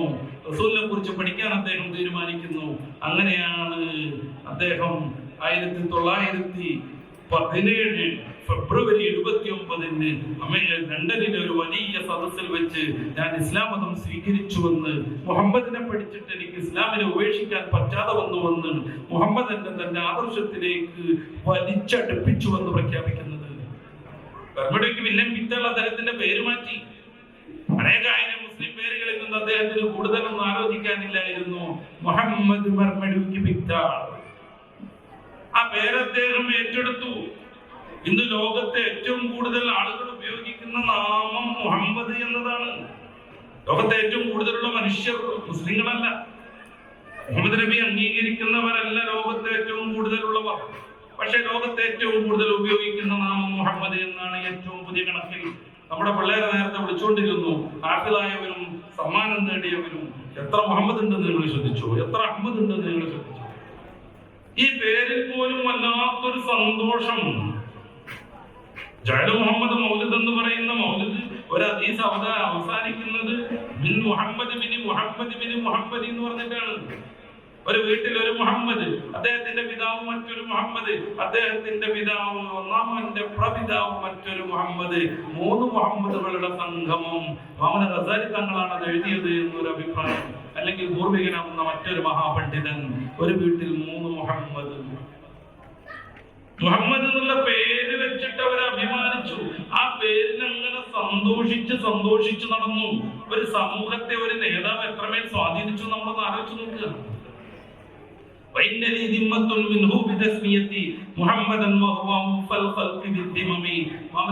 പറയുന്നുണ്ട്, ഞാനും എന്റെ റസൂലും തമ്മിൽ ഒരു കരാറുണ്ട്. ആ കരാർ എനിക്ക് വല്ലാത്ത സന്തോഷം നൽകുന്നു. ഞാനും റസൂലും തമ്മിൽ ഒരു ബന്ധമുണ്ട്. ആ ബന്ധം എനിക്ക് വല്ലാത്ത പ്രചോദനമാകുന്നു. എന്റെ പേര് മുഹമ്മദാണ്, എന്റെ റസൂലുകളുടെ പേര് മുഹമ്മദാണ്. ഏറ്റവും കൂടുതൽ കരാർ പാലിക്കുന്നവരല്ലോ എന്റെ നേതാവ്. അതുകൊണ്ട് എന്റെ പേര് മുഹമ്മദ് ആയതുകൊണ്ട്, അള്ളാഹുവിന്റെ റസൂലിന്റെ പേര് അതായതുകൊണ്ട് ഈ ഒരു കരാറിലൂടെ അങ്ങോട്ട് മുന്നോട്ട് പോകുമെന്ന് ഞാൻ പ്രതീക്ഷിക്കുന്നു. ഇതൊക്കെ കുറെ പാരഡികൾ ഇറങ്ങി. ഏറ്റവും പ്രസിദ്ധമാണ് ആധുനിക ഈജിപ്ഷ്യൻ കവിയാകുന്ന അഹമ്മദ് ഷൗഖിയുടെ നഹ്ജുൽ ബുർദ എന്ന് പറയുന്ന മനോഹരമായ കാവ്യതജന്നം. ബുർദയുടെ ഓരോ വരിക്കും കൃത്യമായ രീതിയിൽ പാരഡി രചിച്ചിട്ട് പ്രണയത്തിന്റെ മനോഹാരിതയിലേക്ക് വാചിക്കുന്നവരെ കൊണ്ടുപോകുന്ന ആധുനിക ഈജിപ്ഷ്യൻ കവിയാകുന്ന അഹമ്മദ് ഷൗഖിയുടെ വളരെ പ്രസിദ്ധമാകുന്ന പ്രണയകാവ്യം അല്ലാഹുവിന്റെ റസൂലിനോടുള്ള സ്നേഹ സംഗീതം. ഈ വരിയെത്തുമ്പോ അദ്ദേഹത്തിന്റെ ഹൃദയം പടക്കുന്നുണ്ട്. തങ്ങൾ എന്റെ പേര് മുഹമ്മദ, അള്ളാഹിന്റെ റസൂൽ അവരുടെ പേര് മുഹമ്മദ, അതുകൊണ്ട് എനിക്ക് വല്ലാത്തൊരു സന്തോഷം എന്ന് പറയുന്നിടത്ത്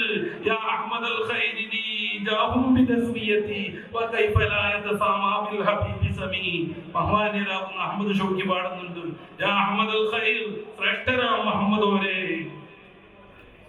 എനിക്ക് എന്റെ റസൂലുമായി വല്ലാത്തൊരു ബന്ധം നിലനിൽക്കുന്നു. എനിക്കൊരു പ്രതാപമുണ്ട്, എനിക്കൊരു അഭിമാനമുണ്ട്, എനിക്ക് വലിയൊരു അവകാശമുണ്ട്. എന്റെ പേരുകൊണ്ട്, എന്റെ പേര് അഹമ്മദാണ്, എന്റെ റസൂൽ അവരുടെ മറ്റൊരു പേര് അഹമ്മദാണ്. അള്ളാന്റെ റസൂൽ അവരുടെ പേരുള്ളവർ എങ്ങനെ അഭിമാനിക്കാതിരിക്കുമെന്ന് കണ്ണീരൊലിപ്പിച്ചുകൊണ്ട് അഹമ്മദ് ഷൗഖി ചോദിക്കുകയാണ്. ഈ ഉമ്മത്തും റസൂലും തമ്മിലുള്ള ബന്ധത്തെ ഏത് വിധേയത്തുകാരനും മുറിച്ചു മാറ്റാൻ പറ്റും? റസൂലവരുടെ പേരിടണമെന്ന നിഷ്ഠയും അതോടൊപ്പം ആ പേര് പൂർണ്ണമായി വിളിക്കാനുള്ള അതവിൽ കുതിർന്ന സ്നേഹത്തിൽ പൊതിഞ്ഞ വല്ലാത്തൊരു വിമ്മിട്ടവും കാരണം നമ്മുടെ നാടുകളിലൊക്കെ മുഹമ്മദ് പേര് അഹമ്മദായി മാറി, അഹമ്മദ് പേര് അഹമ്മദായി മാറി. മുഹമ്മദ് പേരിടുന്നവർ തന്നെ മുഹമ്മദ് കുട്ടി നിട്ടു, ചിലര് കുഞ്ഞി മുഹമ്മദ് നിട്ടു. കേരളത്തിന്റെ തെക്ക് ഭാഗത്തൊക്കെ എത്തുമ്പോ മുഹമ്മദ് കുഞ്ഞിയായി, മമ്മൂട്ടിയായി, അമ്മൂട്ടിയായി. എന്താ കാര്യം? മുഹമ്മദ് എന്നുള്ള പേരിന്റെ വർക്കത്ത് കിട്ടണം, പക്ഷെ മുഹമ്മദേ എന്ന് വിളിക്കാൻ വയ്യ, അപ്പക്കാരുടെ നാവ് പൊള്ളിപ്പോകും. അതുകൊണ്ട് ഇത്തിരി മാറ്റി, ഇത് കുഞ്ഞു മുഹമ്മദ്, വലിയ മുഹമ്മദ് ഇതൊന്നുമല്ല. ഇത് മുഹമ്മദ് കുട്ടി, വലിയ മുഹമ്മദ് ഇതൊന്നുമല്ല. അങ്ങനെ പേരില്ലവർ പരിവർത്തനം നടത്തി. ബഹുമാന്യനാകുന്ന ഇമാം ഷാലിയാത്തി തങ്ങൾക്ക് തഫ്സീഖുൽ മുഗ്ലഖ് ശറഹ് തസ്രീഹുൽ മന്തിഖ് എന്ന് പറയുന്ന ഒരു കിതാബുണ്ട്. അതിന്റെ അവസാന ഭാഗത്ത് അദ്ദേഹം ഇത് ഇങ്ങനെ തന്നെ പറയുന്നുണ്ട്. എങ്ങനെ മമ്മൂട്ടി ഉണ്ടായത്, എങ്ങനെ അമ്മൂട്ടി ഉണ്ടായത്, എങ്ങനെ അമ്മദ് ഉണ്ടായത്. ഈ സമൂഹം എത്രമേൽ ആ റസൂലിനോട് ചേർന്ന് നിൽക്കുന്നു. നമ്മുടെ കേരളത്തിൽ എത്ര കൃഷ്ണന്മാരുണ്ട്,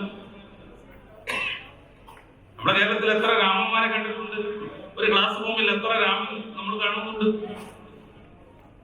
കോട്ടയത്ത് എത്ര മത്തായിമാരുണ്ടെന്ന് പറഞ്ഞ് ഡോക്ടർ അബു അബ്രഹാമിന്റെ ഒരു പുസ്തകമുണ്ട്. കോട്ടയത്ത് എത്ര മത്തായിമാരുണ്ട്, കോട്ടയത്ത് എത്ര യേശുമാരുണ്ട്.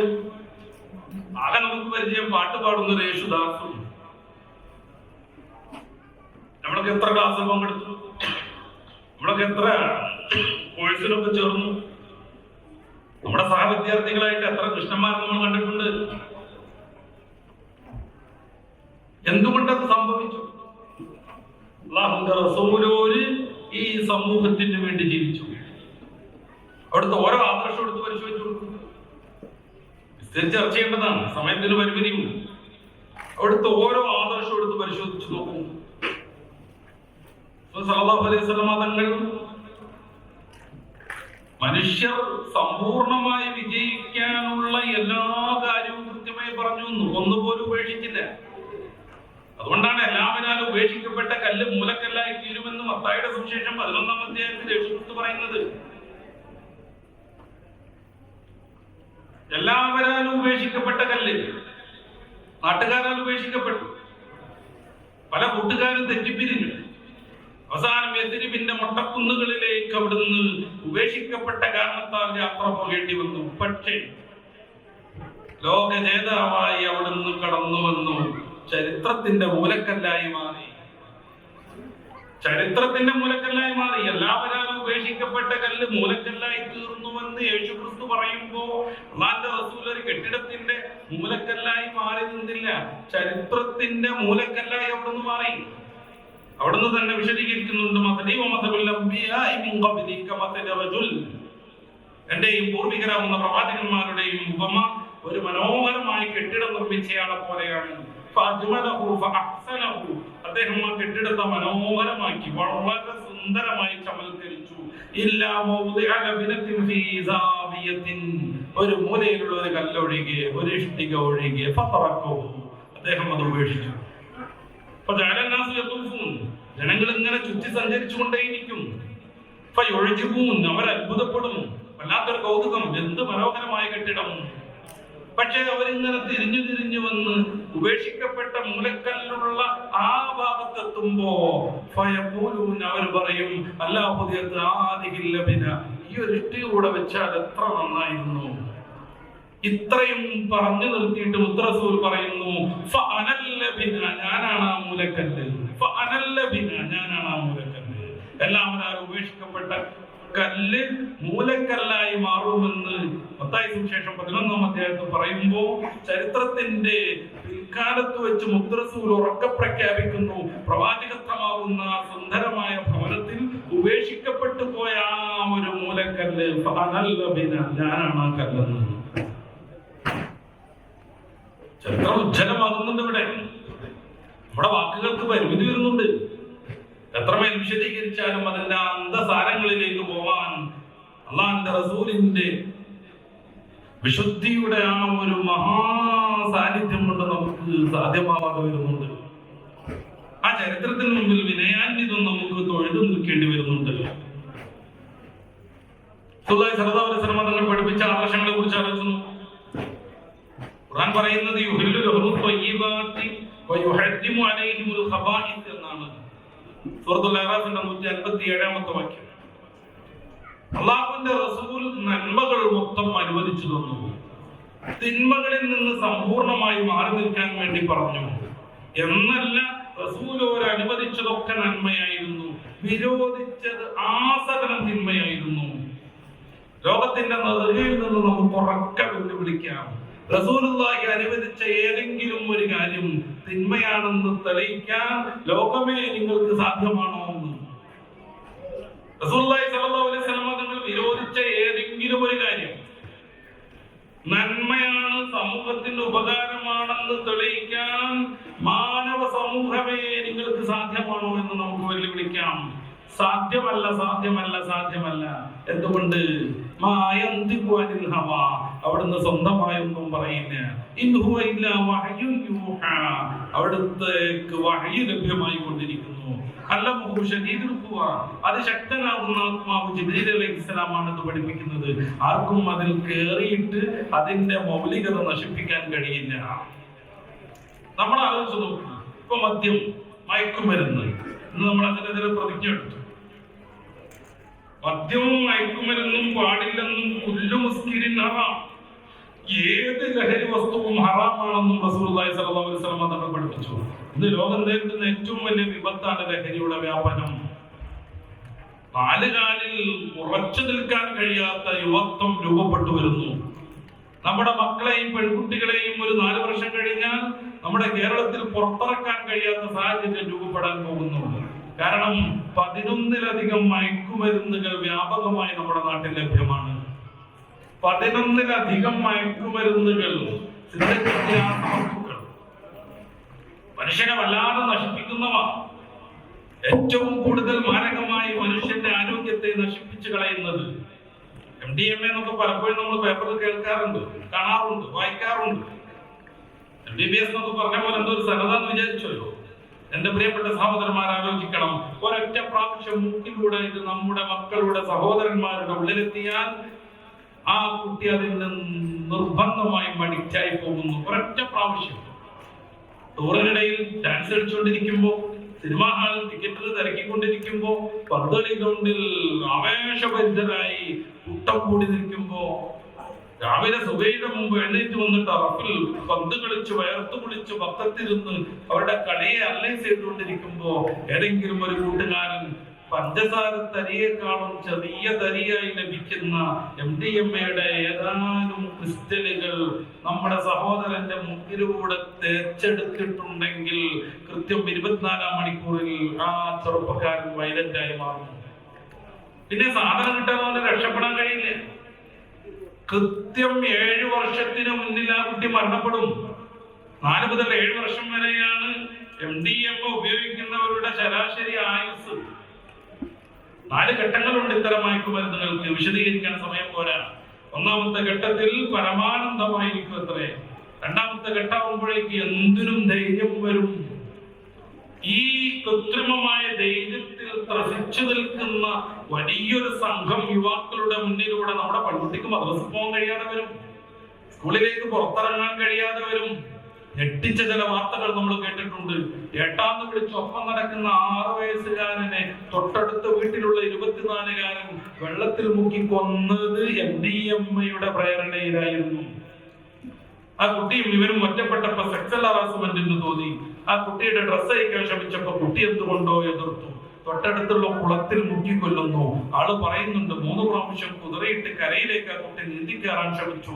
ഞാൻ എന്റെ കാല് കൊണ്ട് ചവിട്ടിപ്പിടിച്ച് അവനെ കൊന്നുകളഞ്ഞു. ഇത് ഒറ്റപ്പെട്ട സംഭവമല്ലാതെ വരും. അങ്ങനെയാണ് ബന്ധുക്കളെ മൊത്തം മടിച്ചു കൊല്ലാൻ ഒരാൾക്ക് സാധിക്കുന്നത്. ഈ സംഗതികൾ ഉള്ളിൽ കയറി പ്രവർത്തിക്കുന്നത് കൊണ്ടാണ് വല്ലാതെ സ്നേഹിച്ച സ്വന്തം അനുജനെ ഇക്കാതെ വിളിച്ചുകൊണ്ടിരിക്കുമ്പോ തലക്ക് ആമ്പറിട്ടടിച്ചു കൊല്ലാൻ നമ്മുടെ നാട്ടിൽ ചിലർക്ക് സാധിക്കുന്നത്. ഈ പ്രേരണയിലാണ് മാതാവാരാണ് പെങ്ങളാരാണെന്ന് ബോധ്യപ്പെടാതെ സ്വന്തം മകന്റെ ഗർഭം വേറേണ്ടി വരുന്ന അമ്മമാരും നമ്മുടെ കേരളത്തിൽ സൃഷ്ടിക്കപ്പെട്ടുകൊണ്ടിരിക്കുന്നത്. ഇനി പറയൂ, കുലുമുസ്കിരി മാറാമെന്ന് മുത്തറസൂൽ പഠിപ്പിച്ചത് ഏതോ ഒരർത്ഥത്തിൽ തെറ്റാണെന്ന്. ഇനി പറയോ, മുത്തറസൂൽ പഠിപ്പിച്ചു ഒരു ലഹരി പദാർത്ഥവും പാടില്ലെന്ന്. നമ്മുടെ കേരളത്തിൽ പ്രസിദ്ധയായ ഒരു കവയത്രിക്ക് ഒരു കുട്ടി കത്ത് എഴുതി, 10ാം ക്ലാസ്സുകാരി.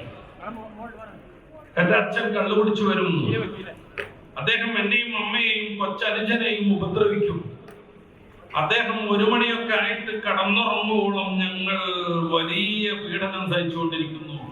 അച്ഛന്റെ ഉപദ്രവം പേടിച്ച് തൊട്ടടുത്ത വീട്ടിലെ മാവിന്റെ ചുവട്ടിലാണ് ഞാനും അമ്മയും അനുജനും അച്ഛനുറങ്ങുവോളം രാപ്പാർക്കുന്നത്. എങ്ങനെയെങ്കിലും രക്ഷപ്പെടുത്തണം. നമ്മളാലോചിച്ചു, വാപ്പ വരുമ്പോ അച്ഛൻ വരുമ്പോ എന്റെ പിതാവ് എന്റെ വാപ്പാന്നും പറഞ്ഞ് ഓടിച്ചെന്ന് എന്റെ വാപ്പാന്നും പറഞ്ഞ് 2 പിള്ളേരും മത്സരിക്കേണ്ടതിന് പകരം വാപ്പയുടെ അച്ഛന്റെ സാന്നിധ്യം കാണുമ്പോഴേക്ക് എവിടെയാണ് ഒളിച്ചു നിൽക്കുക എന്നുള്ളതിനെ കുറിച്ച് ആലോചിക്കുന്ന ദുർബലരാകുന്ന മക്കൾ മദ്യത്തിന്റെ സൃഷ്ടിയാണ്. നമ്മുടെ ഗവൺമെന്റ് ഒക്കെ മയക്കുമരുന്നിനെതിരെയൊക്കെയുള്ള ചില പ്രവർത്തനങ്ങളൊക്കെ നടത്തും, നല്ലത്. പക്ഷേ മയക്കുമരുന്ന് കലക്കി കുടിച്ചാൽ അത് കുഴപ്പമില്ല എന്നുള്ളതാണ് ഗവൺമെന്റ് സംവിധാനങ്ങൾ. ഒരു 9 വർഷം മുന്നേ 28 വിദേശ മദ്യശാലകൾ ഉണ്ടായിരുന്ന കേരളത്തിൽ ഇന്ന് 872 ഉണ്ട്. കേരളക്കാരന്റെ അരിമുട്ടിയാലും കുടിമുട്ടരുതെന്ന് കരുതിയിട്ട് പാലക്കാട് ജില്ലയിൽ വലിയ വിദേശ മദ്യ ഫാക്ടറി, നിർമ്മാണ ഫാക്ടറി നിർമ്മിച്ചുകൊണ്ടിരിക്കുന്നു. ഇതെത്ര കുടിച്ചാലും പ്രശ്നമില്ല എന്നുള്ളിടത്ത് ഗവൺമെന്റ് നിൽക്കുമ്പോ ഇത് പ്രോത്സാഹിപ്പിക്കാനും എത്ര കുട്ടികൾ മരണപ്പെട്ടാലും എത്ര ചെറുപ്പക്കാർ ആരോഗ്യം ക്ഷയിച്ചാലും നമ്മുടെ കേരളം കാലുറക്കാത്ത മനുഷ്യരുടെ ഒരു സംസ്ഥാനമായി മാറിയാലും ലാഭം കിട്ടണമെന്ന് കരുതിയിട്ട് മയക്കുമരുന്നുകൾ ധാരാളമായി നാട്ടിലൂടെ ഒഴുകിക്കൊണ്ടേയിരിക്കുന്നു. സ്കൂൾ വിദ്യാർത്ഥികൾ മുതൽ വിദ്യാർത്ഥിനികൾ വരെയും അതിന്റെ അഡിക്റ്റുകളാവുന്നു.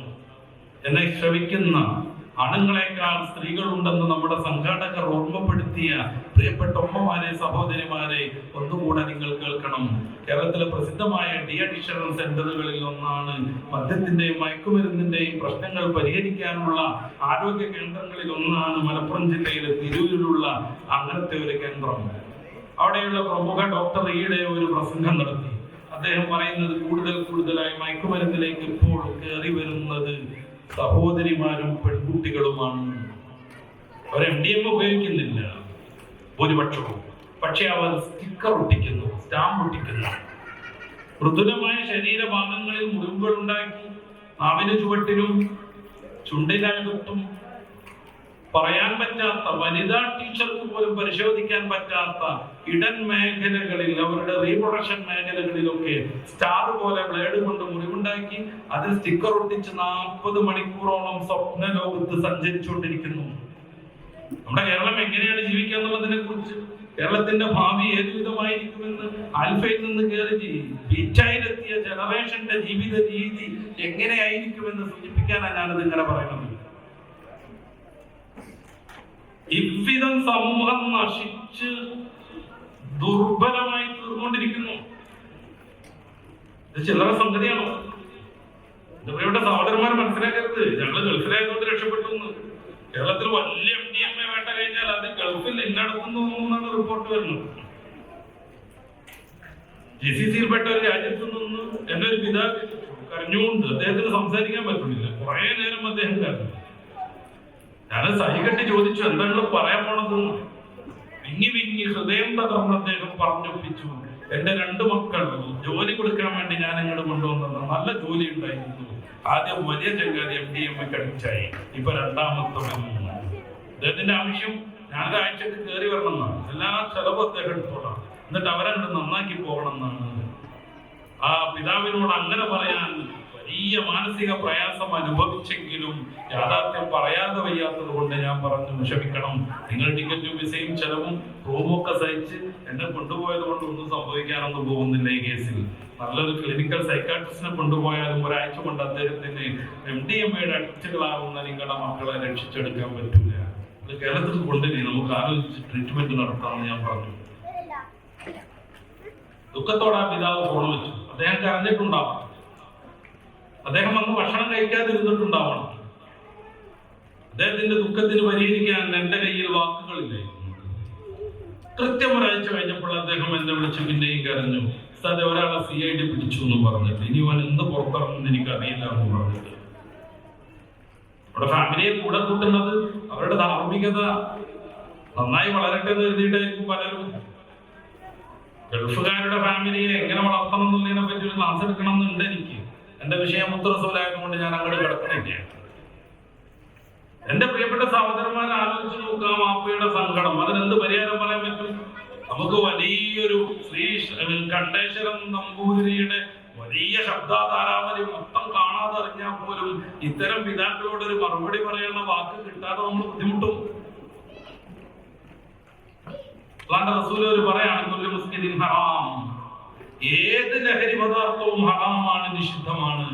ചരിത്രത്തിൽ ഏതൊക്കെ രീതിയിൽ സ്വാധീനിച്ച പല പല മനുഷ്യരുണ്ടെങ്കിലും ജീവിതഗന്ധിയായ നിയമങ്ങൾ കൊണ്ടുവന്ന് അത് വളരെ മനോഹരമായി അവതരിപ്പിച്ച് സ്വന്തം ജീവിതം കൊണ്ട് തന്റെ നിയമങ്ങൾക്ക് ആധികാരികത പകർന്നു തന്റെ മക്കളെയും പൗത്രരെയും സ്വന്തക്കാരെ മൊത്തം ആ നിയമത്തിന്റെ സമ്പൂർണ്ണ പ്രോക്താക്കളാക്കി മാറ്റി ലോകത്തിന്റെ മുമ്പിൽ താരകഖചിതമായ നിശാന ബസ്സിലെ സമ്പൂർണ്ണ ചന്ദ്രനെ പോലെ തിളങ്ങി നിൽക്കുന്ന മഹാഗുരുവര്യർ മുഹമ്മദ് റസൂൽ സല്ലല്ലാഹു അലൈഹി വസല്ലം. അക്ഷരത്തെറ്റില്ലാതെ സ്വലാത്ത് ചൊല്ലിക്കൊള്ളൂ. അല്ലാഹുവിന്റെ റസൂൽ സല്ലല്ലാഹു അലൈഹി വസല്ലം യുഹില്ലു ലഹും ത്വയ്യിബാത്ത്, നിങ്ങൾക്ക് നന്മ അനുവദിച്ചു കൊടുക്കുന്നു. റസൂലുള്ളാഹി തങ്ങൾ അനുവദിച്ച ഏതെങ്കിലും ഒരു കാര്യം തിന്മയാണെന്ന് ഏതെങ്കിലും ഒരർത്ഥത്തിൽ മനുഷ്യന്റെ ഗുണപ്രദമായിരുന്നു, മുഹമ്മദ് അത് നിഷേധിച്ച് കളഞ്ഞുപോയി എന്ന് എന്റെ പ്രിയപ്പെട്ട മനുഷ്യരെ, പ്രിയപ്പെട്ട മുഹിബ്ബീങ്ങളെ, ലോകത്തിന്റെ ഏതു കോണിലുള്ള അല്ലാഹുവിന്റെ റസൂലിന്റെ വിശ്വാസികളെ, വിമർശകരെ നമുക്ക് ശങ്കിക്കേണ്ടി വരില്ല. അത്രക്ക് സുഭദ്രം. നിസ്കാരത്തെ കുറിച്ച് ആലോചിച്ചു, സക്കാത്തിനെ കുറിച്ച് ആലോചിച്ചു നോക്കൂ, വ്യഭിചരിക്കരുതെന്ന മുദ്രസൂരിന്റെ കൽപ്പനയെ കുറിച്ചൊന്ന് ആലോചിച്ചു നോക്കൂ. ഇന്ന് റസൂലുള്ളാഹി സ്വല്ലല്ലാഹു അലൈഹി വസല്ലം തങ്ങൾ എന്തുകൊണ്ടാണ് കൂടുതൽ വിമർശിക്കപ്പെടുന്നത്? റസൂലുള്ളാഹി സ്വല്ലല്ലാഹു അലൈഹി വസല്ലം തങ്ങളുടെ ജീവിതം ധർമ്മനിഷ്ഠമായിരുന്നു. അവിടുന്ന് പഠിപ്പിച്ചത് സത്യസന്ധമായ ദൈവിക സന്ദേശങ്ങളായിരുന്നു. അത് ജീവിതത്തിൽ പകർത്താൻ ശ്രമിക്കുന്ന മനുഷ്യൻ കൃത്യമായും ധാർമ്മിക ജീവിതം നയിക്കും. അവന്റെ ലോകത്ത് പ്രശ്നങ്ങൾ ഉണ്ടാവില്ല. കേരളത്തിൽ വർദ്ധിച്ചു വരുന്ന ആത്മഹത്യയെ കുറിച്ചുള്ള ഗംഭീരമായ പഠനങ്ങളിൽ ഒന്നാണ് സിബി മാത്യു എന്ന പോലീസ് ഓഫീസർ നടത്തിയ മലയാളികൾ എങ്ങനെ മരിക്കണമെന്ന് പറയുന്ന പുസ്തകം. അദ്ദേഹത്തിന്റെ പോലീസ് അനുഭവങ്ങളൊക്കെ വെച്ചിട്ട്, ക്രൈം റെക്കോർഡുകളൊക്കെ വെച്ചിട്ട് അദ്ദേഹം സമർത്ഥിക്കുന്ന വളരെ നല്ലൊരു പുസ്തകം. ആ പുസ്തകത്തിൽ അദ്ദേഹം ഒരു സബ്ബട്ടിക്ക് കൊടുക്കുന്നുണ്ട്, മതം മനുഷ്യനെ മയക്കുന്ന കറുപ്പല്ല. പണ്ടങ്ങാണ്ട് ഏതോ ഒരു പോഴത്തക്കാരൻ അങ്ങനെ പറഞ്ഞിട്ടുണ്ട്, മതം മനുഷ്യനെ മയക്കുന്ന കറുപ്പാണ്. മതം മനുഷ്യനെ മയക്കുന്ന കറുപ്പല്ല എന്ന് സബ് ടൈറ്റിൽ കൊടുത്തിട്ട് സിബി മാത്യു ആ പുസ്തകത്തിൽ സമർത്ഥിക്കുന്നത് കുറെയൊക്കെ മതം പാലിക്കുന്നത് കൊണ്ട് മലപ്പുറം ജില്ലയിൽ ആത്മഹത്യ പറ്റേ കുറവാണെന്ന്. കുറെയൊക്കെ മതം പാലിക്കുന്നുണ്ട്, അദ്ദേഹത്തിന് അറിയാം കുറെയൊക്കെ മതം പാലിക്കുന്നേ ഉള്ളൂ, എന്നാലും അതിന്റെ ഫലം അനുഭവിക്കുന്നുണ്ട്. ആത്മഹത്യ വളരെ കുറവാണ്. വേൾഡ് ഹാപ്പിനെസ് ഇൻഡെക്സിൽ മുന്നിൽ നിൽക്കുന്ന ചില മതരഹിത രാജ്യങ്ങളുണ്ട്, സ്വീഡനെ പോലെ, ഡെൻമാർക്കിനെ പോലെ, നോർവേയെ പോലെ. പക്ഷെ ആത്മഹത്യയുടെ ഇൻഡെക്സിൽ അവരാണ് ലോകത്ത് ഏറ്റവും മുന്നിൽ. ഇതൊരു വല്ലാത്ത കൗതുകമായിട്ട് നമുക്ക് തോന്നും. വേൾഡ് ഹാപ്പിനെസ് ഇൻഡെക്സിൽ അവരാണ് ഏറ്റവും സന്തോഷമുള്ള ജനങ്ങൾ ജീവിക്കുന്നത് അവിടെ. പക്ഷെ അവരാണ് ഏറ്റവും കൂടുതൽ ആത്മഹത്യ ചെയ്യുന്നത്. പിന്നെ എങ്ങനെയാണ് അവർക്ക് സന്തോഷം വരുന്നത്? പിന്നെ എങ്ങനെയാണ് അവർക്ക് സന്തോഷം? നിങ്ങൾക്ക് വിചാരിക്കാൻ ഫ്രീ ആയിട്ടുള്ള അവസരങ്ങളുണ്ടോ? ഉണ്ട്. മദ്യപിക്കാൻ സൗകര്യമുണ്ടോ? ഉണ്ട്. ഡോളർ ഇട്ട് കഴിഞ്ഞാൽ അപ്പോ ആവശ്യമുള്ള മദ്യം ഇങ്ങനെ കയ്യിൽ വരും. ഇതൊക്കെ ചോദിക്കുമ്പോൾ ജീവിതം നല്ല സുഖമാണല്ലേ? ആ സുഖം ഇതാണ് വേൾഡ് ഹാപ്പിനെസ് ഇൻഡെക്സിന്റെ പഠന രീതി. 2000 ആളുകൾ ഇങ്ങനെ ഇന്റർവ്യൂ നടത്തും. അപ്പൊ എല്ലാ തോന്നിയാസം കിട്ടുമ്പോ നല്ല രസം എന്ന് പറയും. ഏതെങ്കിലും അർത്ഥത്തിൽ ആത്മാർത്ഥമായ ഹാപ്പിനെസ് അവരനുഭവിക്കുന്നുണ്ടെങ്കിൽ ഒരിക്കലും ആത്മഹത്യയുടെ ഇൻഡെക്സിൽ അവർ മേലേക്ക് വരില്ല. ഇന്നും ലോകത്ത് ഏറ്റവും കുറവ് ആത്മഹത്യ നടക്കുന്ന സമൂഹം മുസ്ലിങ്ങളാണ്. പൂർണ്ണമായി ഇസ്ലാം പാലിക്കണമെന്നില്ല. പലരും സിബിമാറ്റ് പറഞ്ഞതുപോലെ കുറെയൊക്കെ മതം പാലിക്കുന്നേ ഉള്ളൂ. എന്നാൽ പോലും അതിന്റെ അനുരണങ്ങൾ അവരുടെ സാമൂഹിക ജീവിതത്തിൽ കാണുന്നുണ്ട്. അവര് സർവശക്തനാകുന്നൊരു രക്ഷിതാവിൽ വിശ്വസിക്കുന്നു. ബിസിനസ് തോറ്റാൽ ഞാൻ അതോടുകൂടെ തീർന്നില്ല എന്ന് അവന് മനസ്സിലാക്കാൻ പറ്റും. എന്തുകൊണ്ട്? സർവശക്തനായ റബ്ബുണ്ട്, അവൻ എന്നെ രക്ഷപ്പെടുത്തുമെന്ന പ്രതീക്ഷ മനുഷ്യന് പിന്നെയും ജീവിക്കാനുള്ള പ്രേരണ നൽകും. മാരകമായ രോഗങ്ങൾ സംഭവിച്ച, വൈദ്യശാസ്ത്രം കൈവടിഞ്ഞാൽ, ഡോക്ടർമാർ മൊത്തം ഉപേക്ഷിച്ച് ഇനി ഒരു രക്ഷയില്ല എന്ന് പറഞ്ഞാലും എനിക്ക് രോഗം പിടിച്ചാൽ റബ്ബ് സുഖപ്പെടുത്തുമെന്ന സൂറത്തു ശുഅറയിലെ ഇബ്രാഹിം നബിയുടെ വചനം അവരുടെ മനസ്സിലേക്ക് വരുന്നു. അവൻ പിന്നെയും പ്രതീക്ഷയോടുകൂടെ ജീവിതം നോയിക്ക് തുഴയാനുള്ള ശ്രമം നടത്തുന്നു. ഞാൻ ഓർത്തുവാണ്, കേരളത്തിലെ ഏറ്റവും പ്രസിദ്ധനാകുന്ന ക്യാൻസർ രോഗ വിദഗ്ധനാണ് ഡോക്ടർ വി.പി. ഗംഗാധരൻ. അദ്ദേഹത്തിന്റെ 3-4 പുസ്തകങ്ങളുണ്ട് ക്യാൻസർ അനുഭവങ്ങളുള്ളത്. അതിൽ ഏറ്റവും പ്രസിദ്ധമാണ് 1-ാം പുസ്തകം, ജീവിതം ഒരു അത്ഭുതം. അതിന്റെ പേരതാണ്. നമ്മളൊന്ന് വായിക്കുന്നത് നന്നാവുന്ന എനിക്ക് തോന്നുന്നുണ്ട്.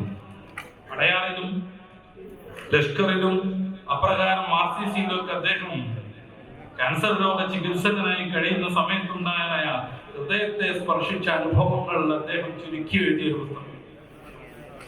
ആ പുസ്തകത്തിന്റെ അവസാന അദ്ദേഹത്തിന്റെ പേര് നൈസാം അലി എന്നാണ്. നൈസാം അലി എന്ന് പറയുന്ന മനുഷ്യന് വളരെ ക്യാൻസർ പിടിക്കുന്നു, ധാരാളം ചികിത്സകൾ നടത്തുന്നു. എല്ലാം കഴിഞ്ഞിട്ടും അദ്ദേഹത്തിന് ഫലം കിട്ടാതെ വരുന്നു. മൂത്രമൊഴിക്കാൻ കഴിയാതെ അദ്ദേഹത്തിന്റെ വയറ് നന്നായിട്ട് വീർത്തു വരുന്നു. ഡോക്ടർ ഗംഗാധരൻ അടക്കമുള്ള അടയാറിലെ എല്ലാ ഡോക്ടർമാരും വീട്ടിലേക്ക് കൊണ്ടുപോയിക്കോളൂ, അദ്ദേഹം രാവിലെ ആകുമ്പോഴേക്കും മരിക്കുമെന്ന് സർട്ടിഫൈ ചെയ്യുന്നു. രക്ഷയില്ലാതെ ഭാര്യയും സുഹൃത്തുക്കളും അദ്ദേഹത്തെ വീട്ടിലേക്ക് കൊണ്ടുപോകുന്നു. രാത്രി 1 മണിയായപ്പോൾ കലശരായ വേദന കൊണ്ട് ഇദ്ദേഹം പുളയുമ്പോ ഒരു രക്ഷയില്ലാത്തത് കൊണ്ട് അവർ പിന്നെയും ഡോക്ടർ ഗംഗാധരന്റെ അടുത്തേക്ക് തന്നെ കൊണ്ടുപോകണം. അദ്ദേഹം കൈമലർത്തി എനിക്കൊന്നും ചെയ്യാൻ പറ്റൂല എന്നും പറഞ്ഞു. ഭാര്യയുടെ കരച്ചിൽ സഹിക്ക വയ്യാഞ്ഞിട്ട് ആ മനുഷ്യൻ ഒരു തീരുമാനമെടുത്തു, ഞാൻ മൂത്രത്തിൽ നിന്ന് പൈപ്പിട്ട് നോക്കട്ടെ, മൂത്രം കുറച്ച് ഒഴിഞ്ഞു പോന്നാൽ നമുക്ക് ചികിത്സ തുടരാം. ആ ആശുപത്രിയിലെ വിദഗ്ധരാകുന്ന യൂറോളജിസ്റ്റുകൾ 3 പേര് ശ്രമിച്ചിട്ടും മൂത്രത്തിന് പൈപ്പിടാൻ കഴിഞ്ഞില്ല. കൊണ്ടുപോയിക്കോളൂ എന്ന് പറഞ്ഞ് ഗംഗാധരൻ പിന്നെയും അവരുടെ മുന്നിൽ കൈമലർത്തി. ഈ പെണ്ണ് കരഞ്ഞു. ഭർത്താവ് എന്ന ഹീറോ, അവരുടെ മുന്നിൽ ഏറ്റവും വലിയ ഹീറോ ആ ഭർത്താവാണ്. രോഗിയാണെങ്കിലും ജീവച്ഛവമായെങ്കിലും എഴുന്നേറ്റ് നിൽക്കാൻ പറ്റില്ലെങ്കിലും രാവിലെ മരിക്കുമെന്ന് ഡോക്ടർമാർ എല്ലാവരും ഒന്നിച്ചു പറഞ്ഞാലും ഡോക്ടർ ഗംഗാധരൻ സാറിന്റെ കാല് പിടിച്ചവര് കരഞ്ഞപ്പോ ഞാനൊന്ന് ശ്രമിക്കട്ടെ, പണ്ടെങ്ങാണ്ട് MBBS പഠിച്ചപ്പോ മൂത്രത്തിന് കൊയലിട്ടത് പഠിച്ചിട്ടുണ്ട്, ആ ഓർമ്മ വെച്ച് ഞാനൊന്ന് ശ്രമിക്കട്ടെ എന്ന് പറഞ്ഞ് അദ്ദേഹം മൂത്രത്തിന് പൈപ്പിടുന്നു. സക്സസ് ആകുന്നു, മൂത്രം മൂർന്നു പോരുന്നു. നൈസാമലി എന്ന അധ്യായം ഡോക്ടർ ഗംഗാധരൻ തുടങ്ങുന്നത് എങ്ങനെയാണെന്നറിയാമോ? നൈസാമലിയും ഭാര്യയും കൈപിടിച്ച് സ്നേഹത്തോടു കൂടെ ഡോക്ടർ ഗംഗാധരനെ നോമ്പ് തുറക്ക് ക്ഷണിക്കാൻ വേണ്ടി വരുന്നതും പറഞ്ഞിട്ടാണ്.